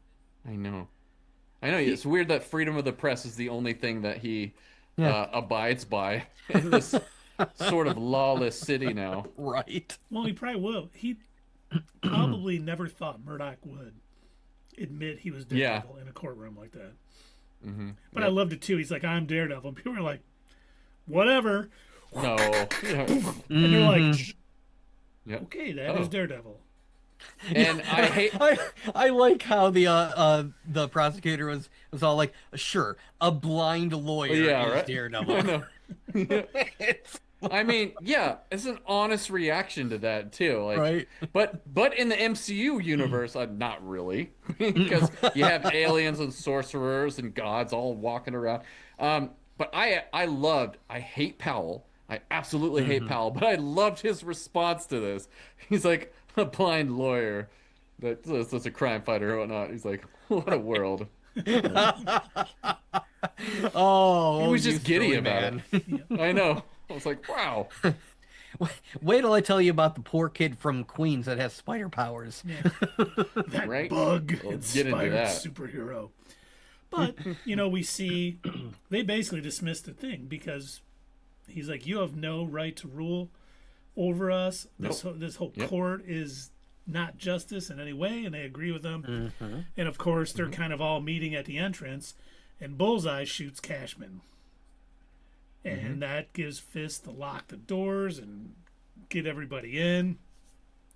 Matt and them head up to, of course, this was after the governor was like, the attorney general has these charges against you, including attempt to murder a government official. Right. And we have your assassin, and boy, do they have a lot to say. Yeah. It was really nice of Bullseye not to kill him, too. I was like, oh, cool. Good go in there, Bullseye. I believe that was probably part of Murdock's encouraging, like, you have to stop the assassin and not kill him. So you cannot kill him, Fine. What a good influence Daredevil was on Bullseye. Like, oh, man. That's that redemption that he loved so much. And then, of course, we see all of Daredevil's supporters surrounding the building. We see putting on their little paper mache masks and everything. And, oh, man, that was so cool. And of course, well, a couple of them had their Black Series actual Daredevil masks on too. Yeah, yep, I saw that. Oh, that's an expensive version right there. And of course, they're. I went to the Hasbro shop and it was only $400. What do you mean? Yeah, I know. They're coming up there, and the AVTF are standing there. Powell, Cole North, and they're looks like it's about to be a bloodbath. But Cole North is growing a little disillusioned with Powell's orders and basically the Kingpin. I like how he looks at him like, you told me, like, especially after he gets told the truth. Yes, and he finally is like, you know what, enough of this crap. Like, we're not playing this game anymore. You're not gonna have us shoot down these people. I'm not gonna shoot a young girl in the face. Yeah, and that was the beauty of the writing of this episode. Is the truth is really what resolved the whole story for this. Truth and that and a combination of the truth and people sort of waking up to morality. We saw that even with the judge and the group of tribunals. The woman in the middle, the pill popping judge. Yes, she was really having like a crisis of faith in the power of the judicial system, and I think it finally occurred to her. Yeah, this is wrong. All of this is wrong. And you see, too, that probably the majority of the AVTF is just sort of mob mentality. They're going along with the orders, and as soon as someone steps up to it, they all back down. I'm like, you're right. I'm glad we didn't have to do that. Oh, he knocked out Powell. Let's not gang up on him. Let's just follow this guy now. Yeah. And I'm sure Powell will be arrested, and we'll talk about that later on, too. But, we see BB was the one who kind of encouraged everybody to go down there with the, her Kingpin impersonation, and it was good. And to see she took the mask off. I loved it. Yeah, that was great. Daredevil revealed himself. Revealing the truth. BB revealed herself. Yep. And of course, Kingpin decides to open the doors. And actually, before that, we talked about Heather going to get the jacket from the prosecutor. Oh, yeah. Him. God, what a jackass. Well, this is so-and-so. Oh, she's I know. Give it to me. Well, maybe we should. Don't ever touch me again. Touch me, right? Yeah. Okay. She's going to turn into Muse, I bet now. But well, yeah. We'll get to One that could too. argue. Yeah. Yeah.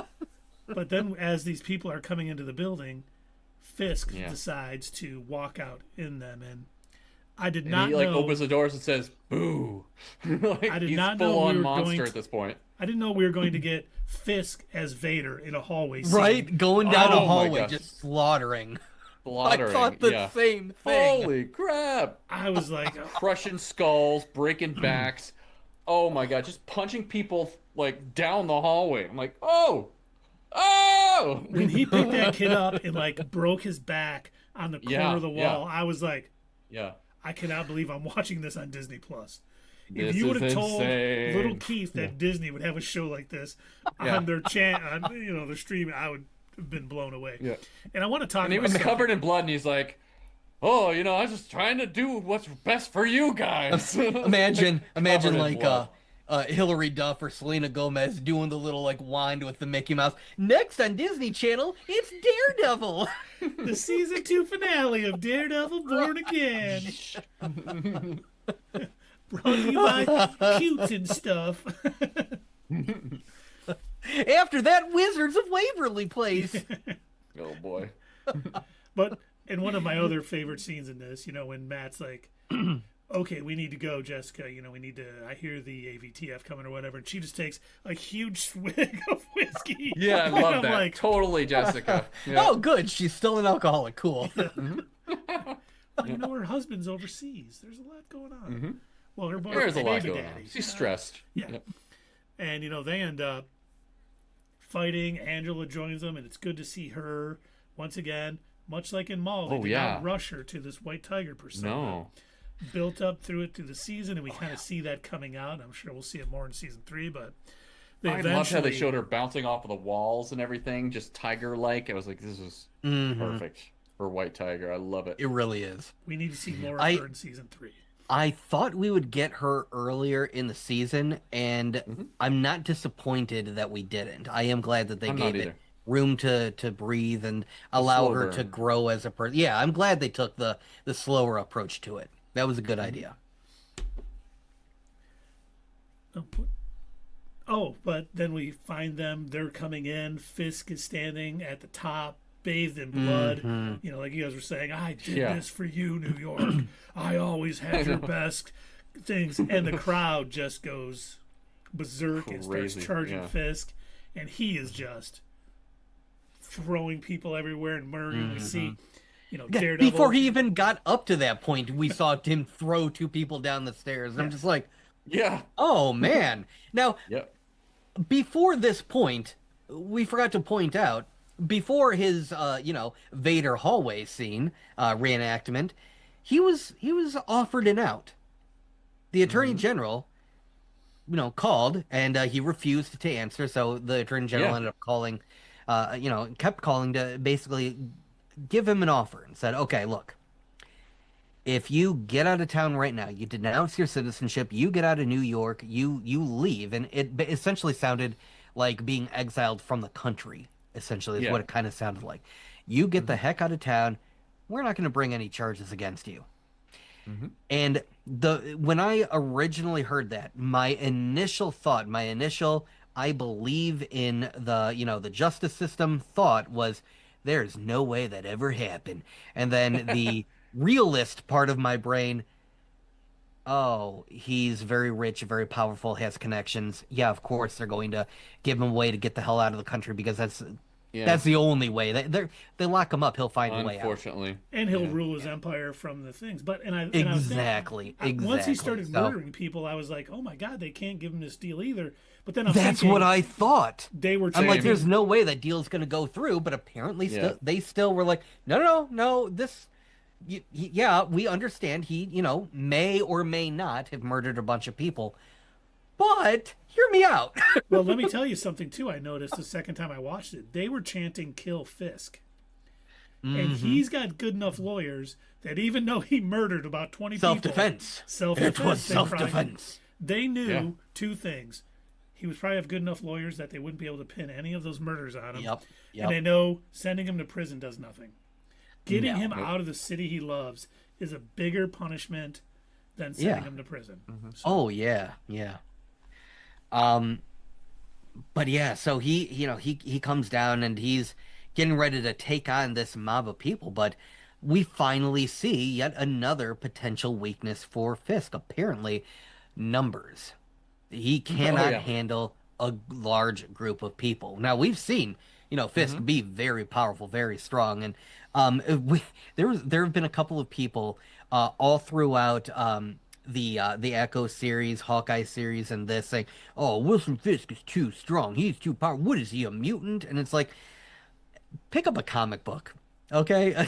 Because that's essentially the way that he is in this series is basically how he is in the comics.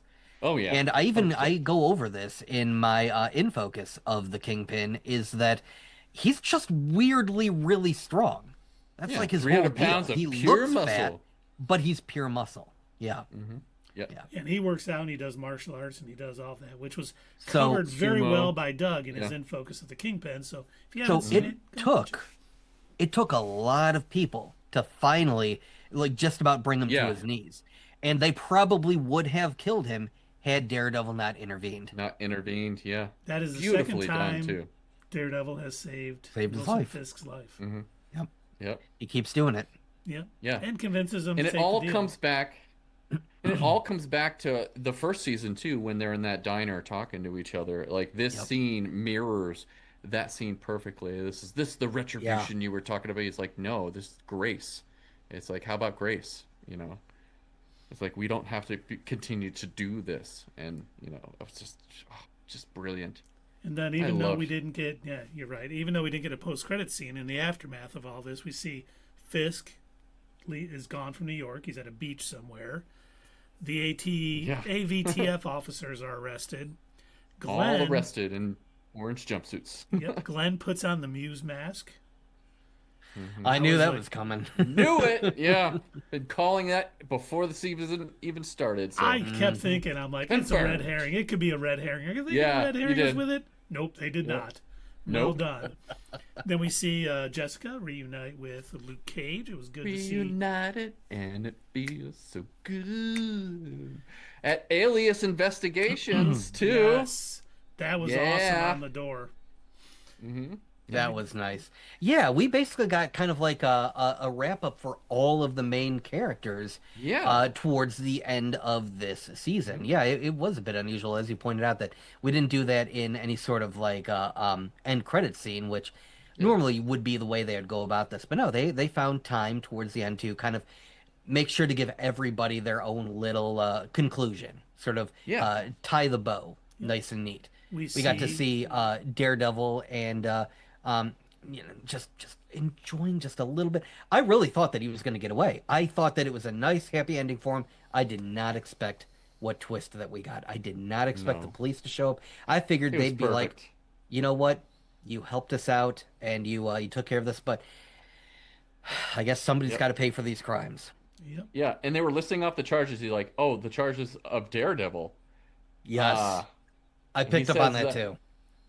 And a lot of people think that that's going to be brought back next season because they think that Danny Rand is going to take on Yep, the I mantle have as seen that Daredevil. quite a few times. I talked about Yeah. it the other week because that's what happens in the comics when he is in Yeah, prison. exactly. It's not. I don't think it's Prisoner in Cell Block D, but at one point when Daredevil's in prison, Mm-hmm. Danny Rand is impersonating him, so they can be Yeah. like, Daredevil's still out there. How could I be Daredevil? So it'll be interesting to see, and it looks like Yeah. that's where they're going with how he said, "Oh, Daredevil's crimes." But Oh, we- at the same point, it's like if he admitted that he was Daredevil to produce the evidence to get Karen Page off of this, and the trial was a mistrial after that. If he is somehow trying to prove that he's not Daredevil while he's in prison now, will that put Karen in danger at this No, point? because the case was dismissed. It wasn't considered a mistrial. She cannot be Ah, yes. tried again for it. Okay. And all you have to do is beyond a shadow, a flicker Yeah. of doubt or whatever in their heads that he's not Daredevil and they can't charge him with the crimes. Yeah.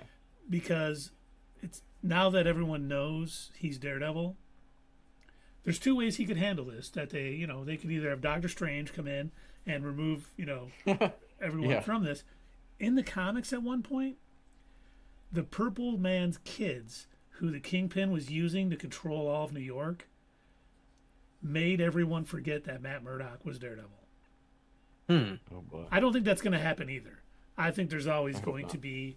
I think they're going to, trick the public into thinking I can't be Daredevil. He's still out there doing stuff, and I'm in here in prison. Oh shucks. Yeah. But we also see in my favorite wrap up, we see Mr. Charles and Bullseye Yeah. traveling together. So cool, because is Bullseye going to be joining a new team of Thunderbolts? Is he going to be like in the Dark Avengers or something? Or is he just going to be a lone assassin for Mr. Charles and Val? It kind of feels that way because Luke was like, yeah, they found somebody else to do the job that I was doing. So he kind of was like a solo mission type situation. So I kind of feel that that's what they're going to utilize Bullseye for. It definitely seems that way. And then I want so bad for Powell and a lot of those other AVTF officers to be locked up with Matt. Yeah. Just beat the hell out of him.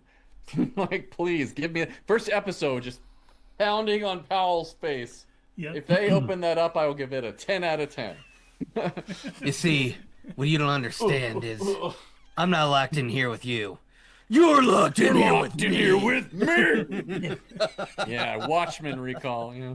The cure for a black eye is faster hands. Stop beating me up, blind lawyer man. Yeah, it's gonna be epic. I cannot wait for that next season. Just the way that they framed a lot of these shots, the cinematography all season has been amazing.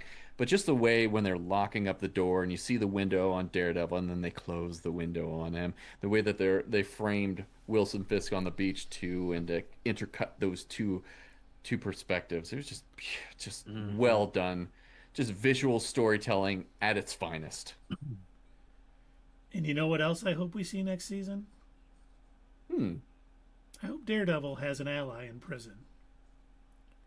I hope so too. Turk. Like, who? Oh yeah, I know. They need to bring back Turk. Oh, Where has he... Yeah. I assume he's in prison. Where's he And I been? was like, because there's going to probably Yeah. be a lot of people Love it. after Matt, so he's going to need some buddies, and I hope we see Turk in there. I think that would be Yeah. a nice little, because we've gotten a lot of callbacks to the Netflix Daredevil Yeah. series in Yep. this season, so another one next season would be very nice. That would be nice. Yeah, it'd be funny if he's like running things behind the scenes in the prison. And you're like, oh, this head guy in the prison, you gotta watch out for him. And then they reveal it's Turk. It's like, oh, hi, buddy. Well, and I mean, he's probably going to be targeted by a lot of inmates that are loyal to Fisk. And Yeah. something we've talked about a lot. What if they realize he's a blind lawyer and they realize, you know what? A lot of noise is going to make his super senses go haywire. Yeah. So you could see pounding on, bars, and he won't be able to defend himself. And he Ooh. may get beaten up pretty I like badly that. if anyone figures out that's his weakness. Because we know Echo Yep. did in the comics. So if we see these prisoners figure that out, it could get pretty ugly for him. Mm-hmm. And I hope we see a prison riot sequence, just because you always have to have that, and maybe, Yeah. What's his name? Frank Castle showing up, helping out Daredevil a little bit. Yeah. What if the prison breakout in Spider-Man Brand New Day is getting Matt Murdock out? It's probably not, but it'd be cool, Yeah. I think. It's a good theory, but yeah, at the same time, we have seen those photos from season 3 footage, and he's still in his orange jumpsuit. So, or here's another theory: maybe Spider-Man breaks him out because he needs his help, but Matt Murdock, being the upstanding citizen that he is, turns himself back in at the end of Spider-Man Brand New Day, and he's back in jail. I honestly think the jailbreak in Brand New Day is going to be them trying to free Jean Grey from the Department of Damage Control. More As than much likely, as I yeah. want Daredevil and Spider-Man to team up, Same. I don't think we're getting it this year, unfortunately. Why Why not? I know. Sony. Why are you so evil? But I hope I hope whatever Mr. Charles has recruited Dex for, I hope we see it a lot in season 3. If we need some extra time in a special presentation leading into something, let's get that. Because I think that little snippet was what made me smile the most. Because he'll probably work for a while, then he's gonna get bored and want to come back to New York and, fight people and beat up Daredevil or, do something along those lines. So, but he's got to be gone for a little while because we have other people stepping up. And I think having Heather Glenn be the new Muse with a connection to Matt Murdock and now knowing he's Daredevil, I mean, I can't imagine what kind of pieces of art she's going to put up around the city and how that's going to drag Matt in. And this isn't just some, psycho killing people and making art. This is someone he had a relationship with, a very intimate relationship with. That is, if that's done right, we could get a really excellent plot, line for this. I can't wait for that. I think we're going to get another Karen Page versus Heather Glenn situation next season too. I think they're setting that up as well. So maybe Karen's going to get some vindication for being slapped around. That would be nice. I'd be down for that. And, fun detail too in the show where Heather Glenn did put on the mask of Muse. He finally was able to see her own reflection in the mirror too. So showing that the mask was her true face. I was like, I didn't notice that. Well done. That is awesome. And I wonder if we're going to see with Matt in jail, once these murals start coming up again, I wonder if Jessica is going to be the one investigating Muse, trying to figure out who it all is, and leading into we need to get Matt out, or something along those lines. I'm sure at some point we're going to see the trial of Matt Murdock in season 3. And, I don't know how they're going to get him out, but I mean, he's gonna get out. Whether it's them, he's got to get out. You know, it's Daredevil. It's like it's his series. Yeah.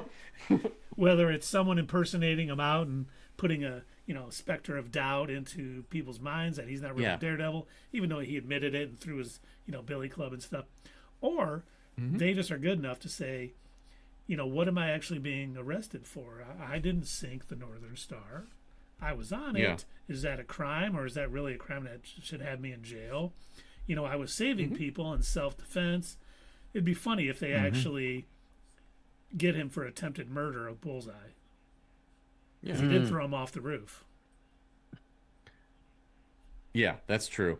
I'm also thinking too. The series is called Daredevil Born Again. Originally, I was like, man, I think that they should change the title for season 3 to something else, or Man Without Fear, or something like that. But since he's going to prison, it almost makes sense because each and every season has a situation where Daredevil has to be born again in a way. Basically reclaim being Daredevil. Yeah, and so next season also. Now that he's revealed to everybody who he is. Yeah, so I don't know, I go back and forth. So we'll I kind of agree with you. It does. I thought that they would drop the Born Again after the first season. I figured they would change it up, but as long as we're getting quality episodes like this, they could call it Daredevil Sharts Himself, and I would probably still enjoy it. It's a weird title, but it's a good series. You got to check it out. They should fix that. But hey, look. Hey. I get. I hear Merrick shows up in this episode. I get that season 4 is called Daredevil Burps the Entire Alphabet, and it sounded really cool. But the story is so good. So good. But he never burps the alphabet, so I'm gonna give it an 8.9 out of 10 because I was waiting for that. But at least it's not like the sequel to Maul Shadow Lord, Maul and the giant fart-filled Inquisitor. Right. But I was thinking too about next season, if we do see the hand which we know is in Spider-Man Brand New Day, and they Yeah. start infiltrating the city. What if Matt calls Fisk back because he's like the lesser evil? Like, oh my God, we need Yeah. Fisk here to kind of get this under control because the Hand is out of control and they're just murdering everyone on the streets. At least Kingpin has some honor, except when you're, dressed up as Daredevil and you're saying kill Fisk. But, he might need Fisk's help to take out a bigger problem. Because if we do get Mr. Fear and, Muse is in there and he has all these other things going on, the Hand could easily come in and take over New York. Oh, yeah. And he would need some criminal expertise to get them out. So we may see him in exile a little bit, but I got a feeling he will be back in New York before too long, with his Christmas beard. With his Well, Santa Claus beard going. speaking of his exile, the only thing that we see at the end there is the back of him looking out on a massive ocean, and we just kind of see him standing on a beach. Where do you think he is? Well, Vanessa mentioned earlier in the season they have a private island that they were planning on going to. And, they have those flashes when she is, in the hospital of them together there. So that's what I thought, like, oh, he's on his private island. I kind of assumed that it probably is a private island too, but I guess more like, where on Earth is this private island? The Caribbean. Genosha? Well, I think it has to do a little bit with the title. The title? So the title of this episode Southern is what again? Cross. The Southern right. Cross. Any it's in the ideas Southern what Hemisphere? flag the Southern Cross appears on? What flags, plural? Oh. Well, specifically Australia and New Zealand. Australia? Okay. Australia and New Zealand, but it also is in Brazil as well. I think because it appears on a lot of flags in the Southern Hemisphere because that constellation shows up in the Southern Hemisphere. In the Southern Hemisphere. I think this is where the island is, and I think it's I think they're doing something different from the comics. That is my overall theory. Now, in the comics, at this point, he would go to one of two places. In the comics, when he was on the run from other criminal organizations, he fled to Japan. But in the comics, when he was running from the government, he hid out in Spain. Those were the two places in the comics that he went to. And he, oh man, it wasn't the Born Again series. It was the Return of the King series, where he's hiding out in Spain. Oh, it's hilarious because he ends up like living in this like remote fishing village, and he's like, right by a beach, and he's got a beard. Yeah. But I don't think that's where he is.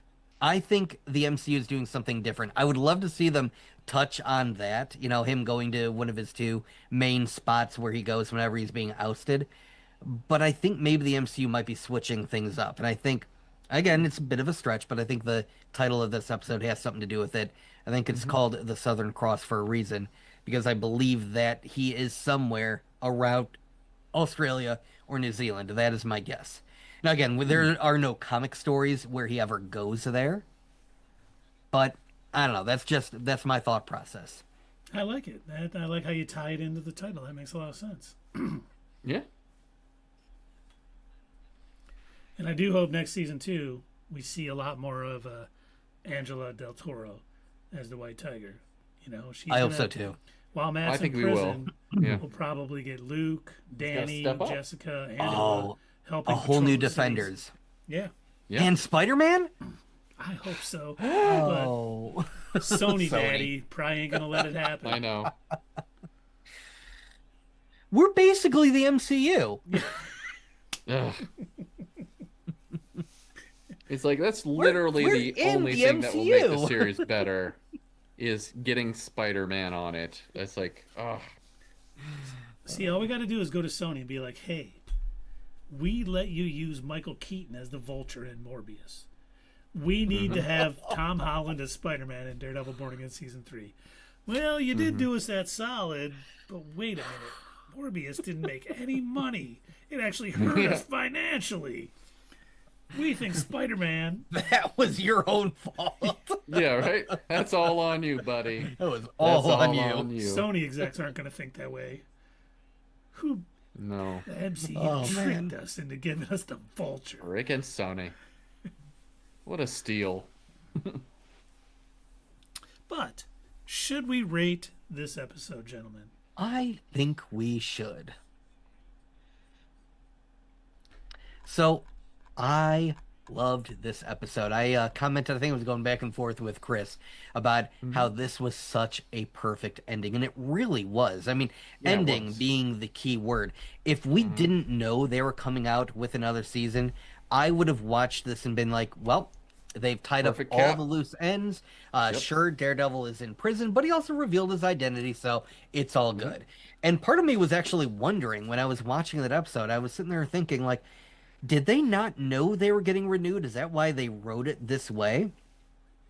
And it really was reminding me of the end of season 3 of The Boys. It was almost identical, the way that they had wrapped everything up in that. Oh, And I was yeah. like, Yep. it was strange because, like I said, instead of like a traditional end credit scene that kind of showed us all these characters, we got to see Jessica, finally going back to her daughter, and we finally get to see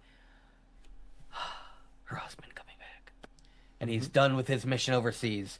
And then we go over to Daredevil, and we see what he's up to, and he's getting arrested. And then we go over to Powell and that crew, and they're in their own jumpsuits, exactly where they belong. And so like, and Kingpin on some mystery island, who knows where. But yeah, like it seemed like everything was wrapped up.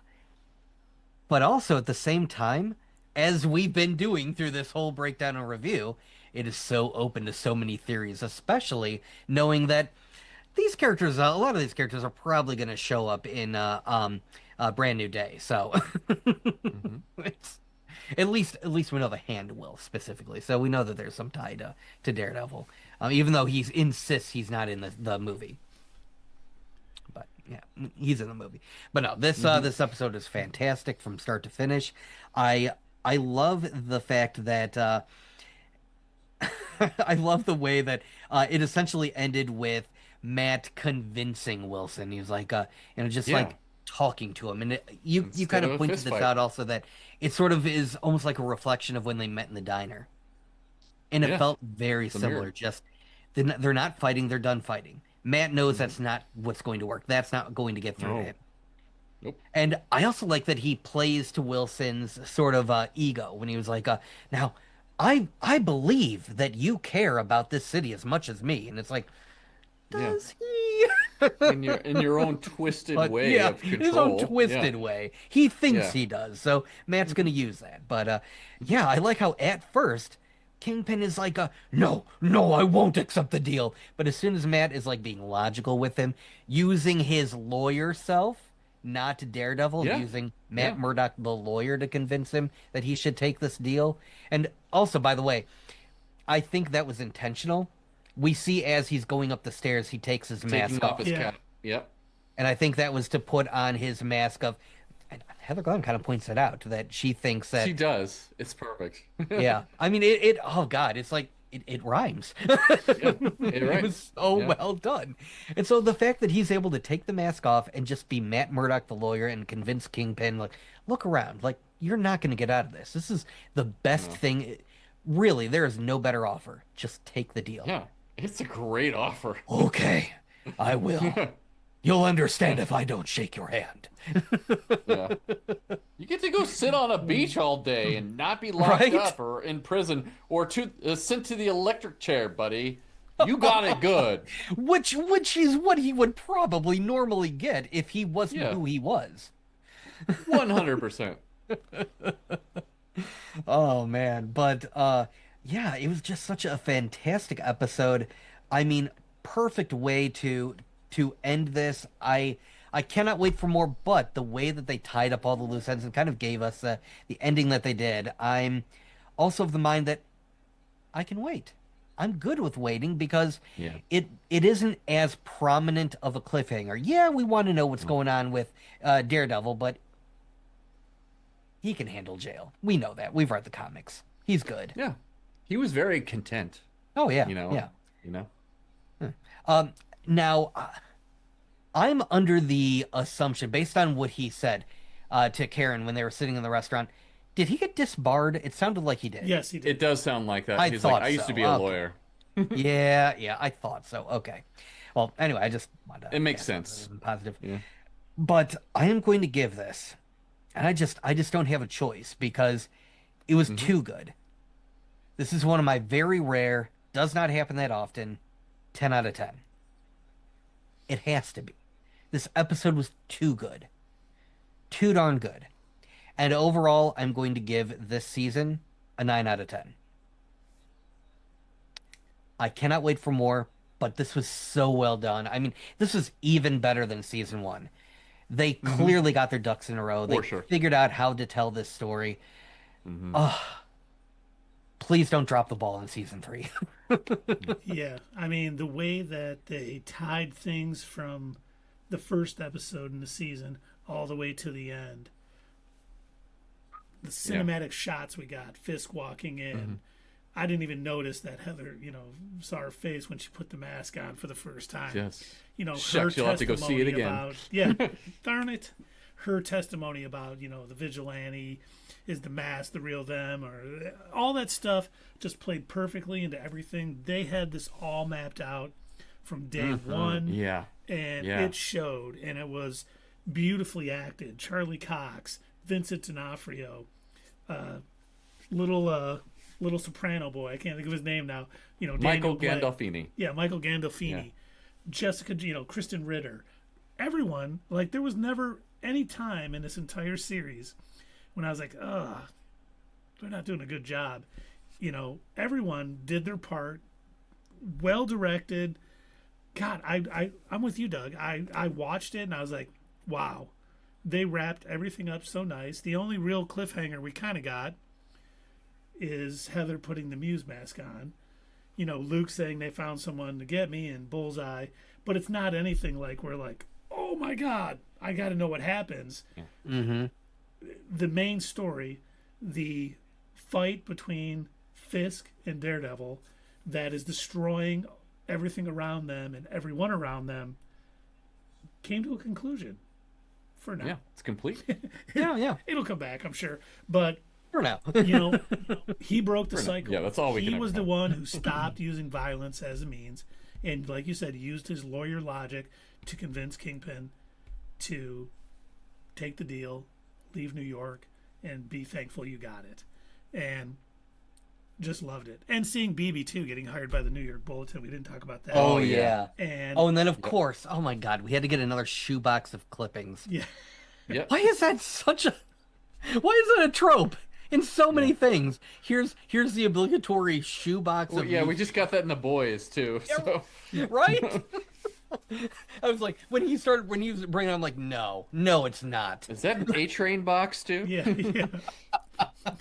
But I'm gonna give this episode a 9.8. So good, awesome, loved it every minute of it. I'm gonna give the season a 9.5 because I can't think of one episode that I didn't enjoy. Right. They had no episode 4 of The Boys No. or thing. They really ran a tight ship. That's called the Northern Star. No, but That ship sunk. but they really did. They mapped everything out. They were connecting dots from the beginning of the season, the middle of the season. Everything fit perfectly into the story they told. And we don't get that Yeah. a lot with, seasons of any show these days. No. Fantastic. Yeah. You guys nailed it on the head with this, and all credit has to go to Dario Scartapane, the showrunner here that took over during season 1 and brought this into the Netflix era and gave us a story that we have now, made it more gritty and dark. And Thank just you for that. Beautifully done. Really, really appreciate it. Also, Charlie Cox pushing for that, as well as Vincent D'Onofrio as well. So it was amazing to get to see. It's amazing that we're getting Kristen Ritter back as Jessica Jones this season, highlighting her in a way that makes me so excited to see her come back. Excited to see the future with the Defenders or something like that, or Heroes for Hire. And I just loved everything about this episode. And Doug, you're right. Like this to me is just perfection. And I gotta say, like very few things I put on the level of Andor, but this show is definitely Andor levels for me. And Hmm. I've mentioned this before in past live streams. One of the big hallmarks I have for what makes really good movies and television shows is how this changes me, how this makes me feel afterwards. Did this affect me on a very emotional, deep level? This episode, this series definitely has. And I came out of this changed, and I came out of this different than I came into the episode. And so for all that reason, again, I don't do it very often as well, but I'm with you, Doug, on this one. This one is a solid 10 out of 10 for me because it wraps up this story so perfectly. You're right. They could have made this the end of Daredevil for sure, and this could have been the end of it, all of it. It Oh, yeah. wraps up everything so beautifully and mirrors it with the first season so beautifully. All these threads meet their end into a beautiful tapestry as Matt Murdock once said, this is a tapestry that we don't get to see all of it except for God, but we do. We get to see it in this beautiful show called Born Again. It also does the perfect job of setting us up, wrapping everything up, but also setting us up for a different season, a different show that we're going to get to see next season, which is even more exciting. So yeah, for that reason, that's why I give it a 10 out of 10. For the season, I'm going to give it, oh man, I'm going to say a 9.7 out of 10. And I loved this season. I want to rewatch it again because it was so tight. The storytelling was so perfect. The cinematography was beautiful. The color palettes with this were amazing. It's just everybody is giving their all. Just like we talked about with Maul Shadow Lord, this is passion. This is passion on screen that all the actors are bringing their A game with this. Vincent D'Onofrio and Charlie Cox deserve some awards for this. Give them all the Emmys, please. As well as the writers, as well as the showrunner. Give them all the accolades that they can get. So, yeah, just loved it. Can't wait to see where we go. Sad that we're not going to get to see it next week, but I'm with you guys. I'm with you, Doug. I am willing to wait for good product. I'm willing to wait for good story. So, can't wait for it, but I know we're going to get it. So, bring on the next season when it's ready. Hanging out at Marvel Studios like a well, got any of that new Daredevil? I've been Get waiting for a while, man. I could just use a little taste. You got just a a rumor taste of it. for me? Yeah. Come on. Something. And they are saying season 3 should drop March of 2027 around then, or April. Beautiful. Whoa, that soon? Wow. Well, we'll get to Yeah. it Okay. because I got a little tidbit. Ooh. Because fellow nerds, it's time for our rumor mill rundown of the week. Starts off, Avengers Doomsday is currently having reshoots. Nothing major, Oh. just some minor Pretty reshoots, standard. adding a few things. Yep, very standard. And Hugh Jackman, when asked if he's returning as Wolverine in Avengers Doomsday, and I quote, I have no He idea quotes. what I have no idea what you're talking about. What is it? Dooms course. what? Who knows? Ah, way So, to go. Good acting there. Oh my He god. has went to the Andrew Seriously? Garfield School of Deflecting. I know, right? Just play it as dumb as you what is- can. What is this movie that you you What are watch the it in a Avengers? Never seen them. theatre? Is that how it's pronounced? What? Yeah, theatre. A movie? Yeah.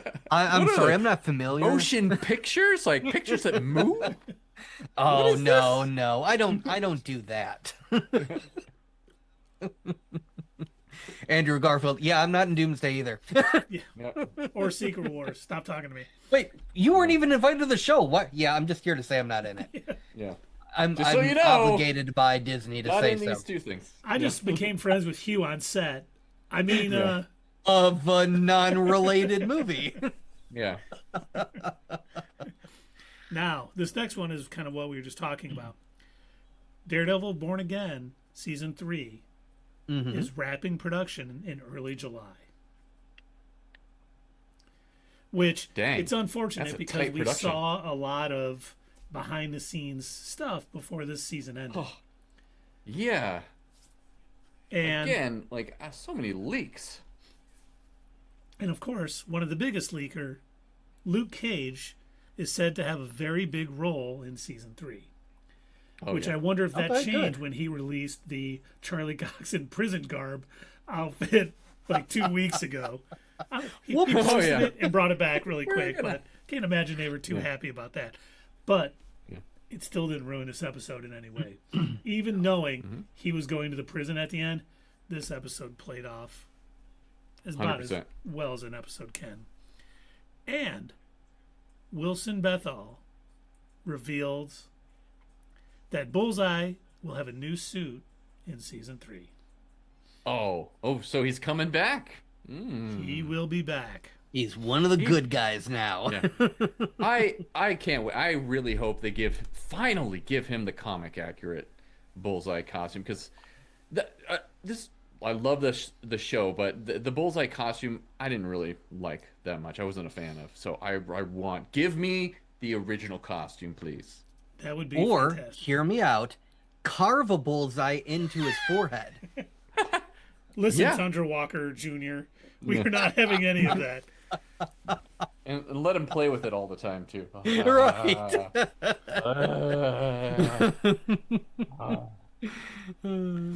Okay, Just that recast him as Colin Farrell. So yeah, there you go. Now we're moving into DC Studios territory. Hold on. You got to give him more of a heads up. Sorry, Keith. I was terrible about that. You're right. We need like some sort of cue. Oh, we'll think of one. But Deadline has confirmed that Adria Arjona is playing Maxima in Man of Tomorrow. Oh, So our girl Okay. from Andor is going to be playing not Maxima, Wonder Woman. who, if Dave was here, I'm sure he would remind us that she was in Smallville. Somebody save me.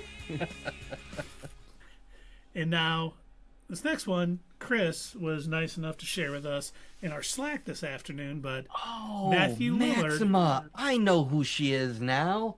Oh, yeah, she's the one who's like really in love with Superman because she wants to find somebody who's as strong as she is. Strong. Exactly. I yes. forgot about her. Yeah, she's a cool character. Yep. Heck yeah. I trust that character in the hands of James Gunn. Yeah. But, like Chris shared with us earlier, Matthew Lillard has been cast in Man of Tomorrow. From James Gunn's post, like he Nice. posted a picture of him with Yes, Matthew that story, Lillard. Not that a story rumor. came out from Deadline, and then James Gunn posted a picture with him on set saying pure speculation.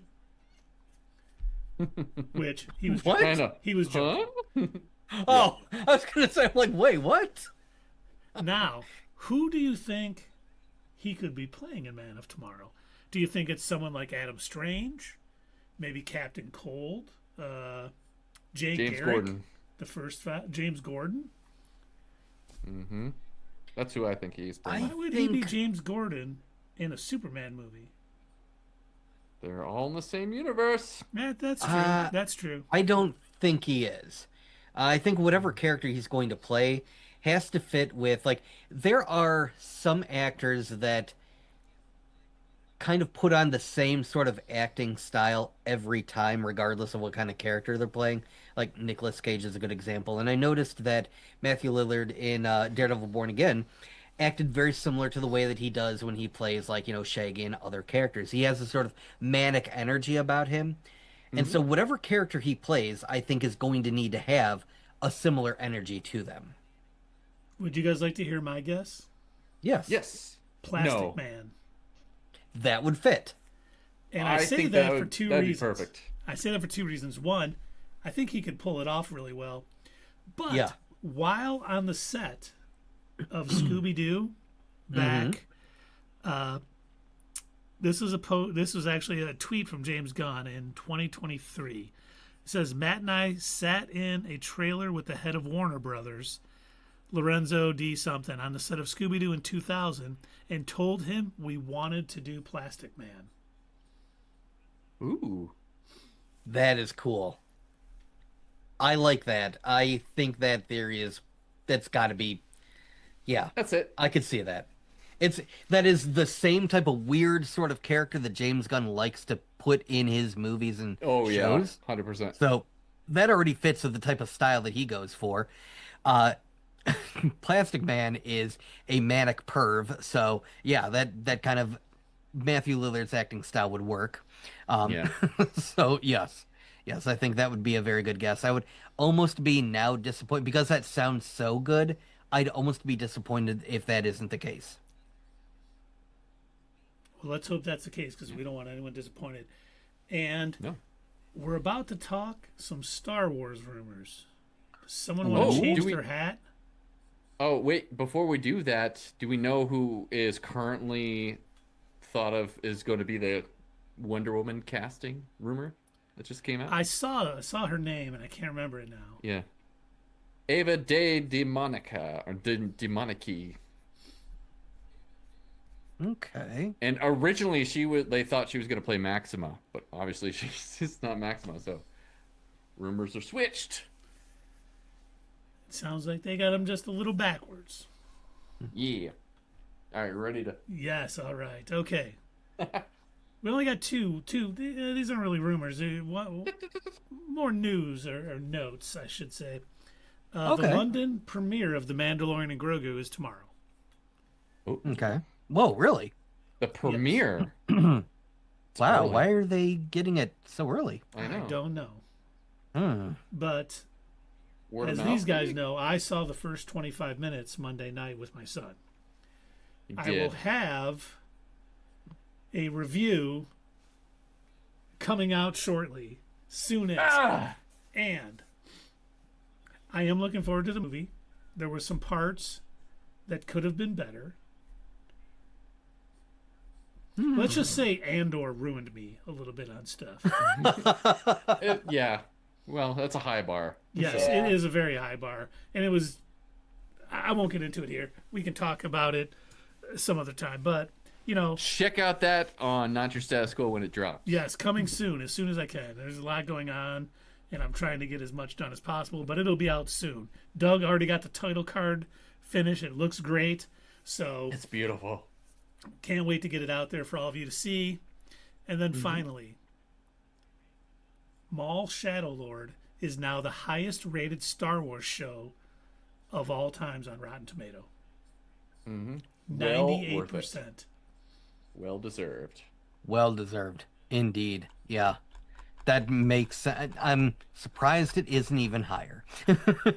Right? I want to know who gave it a bad grade. I don't get it. I know. Like, Who are the 2%? Always two there are. I bet it was Vader and Palpatine. Oh, Exactly. he is weak. But all right, that's all we got for tonight. Should we find somebody to raid, gentlemen? Let's raid! I think we should. And we've got a pretty decent selection here. Let's see. It looks like we've got... who do we have here? We've got Sarah Jane. We've got Tiny Velker. We've got Bubble. Baboosh. My baboosh. Let's see here. Sarah's playing Resident Evil 2. Tiny Velker's playing The Walking Dead. Bubble is playing Prey. And did that sound good to you, gentlemen? I mean, they all sound pretty good. Okay. Who has the least amount of viewers? Tiny Velker with only 19. Okay. Let's do That's Tiny my vote. Valkyr. Yep. All right, works for me. Now, for all of you wonderful folks out there wondering, what are they doing? Well, this is just a little something that we like to do on Twitch. Well, mostly because Twitch is really the only place we can do it, but it allows us to kind of keep things going rather than just signing off. We take all of our lovely viewers that are watching us on Twitch, and we're going to go hang out with our friend Tiny Velker instead. So, if you're watching us on YouTube, we still love you just as much. We cannot do any sort of rating or anything on YouTube, but if you liked this stream and you like our content, make sure that you like this video. If you aren't already, subscribe to the channel, and also check out our pal Chris here at Fatherly Fandom and throw him a subscription too. Chris, you want to point out that awesome little number box right there? Yeah, add to that You'd be a number part of that. because that is fun. So definitely subscribe to him. Subscribe to Fatherly Fandom and Not Your Status Quo. But most of all, folks, we want to hear from you. So get in the comments down below, and we'll see you next time right here at Not Your Status Quo. Hey fellow nerds, I hope you enjoyed this video, and if you want to see more of this stuff, make sure that you check out our Twitch stream. We try to do these live Sunday or Monday nights, 8 p.m. Eastern Time. Keep an eye on our social media to find out when you can join in live and chat with us during these live streams. Also, as usual, don't forget to check out our other social media. Add us at Twitter, comment down below, and we'll see you next time right here on Not Your Status Quo.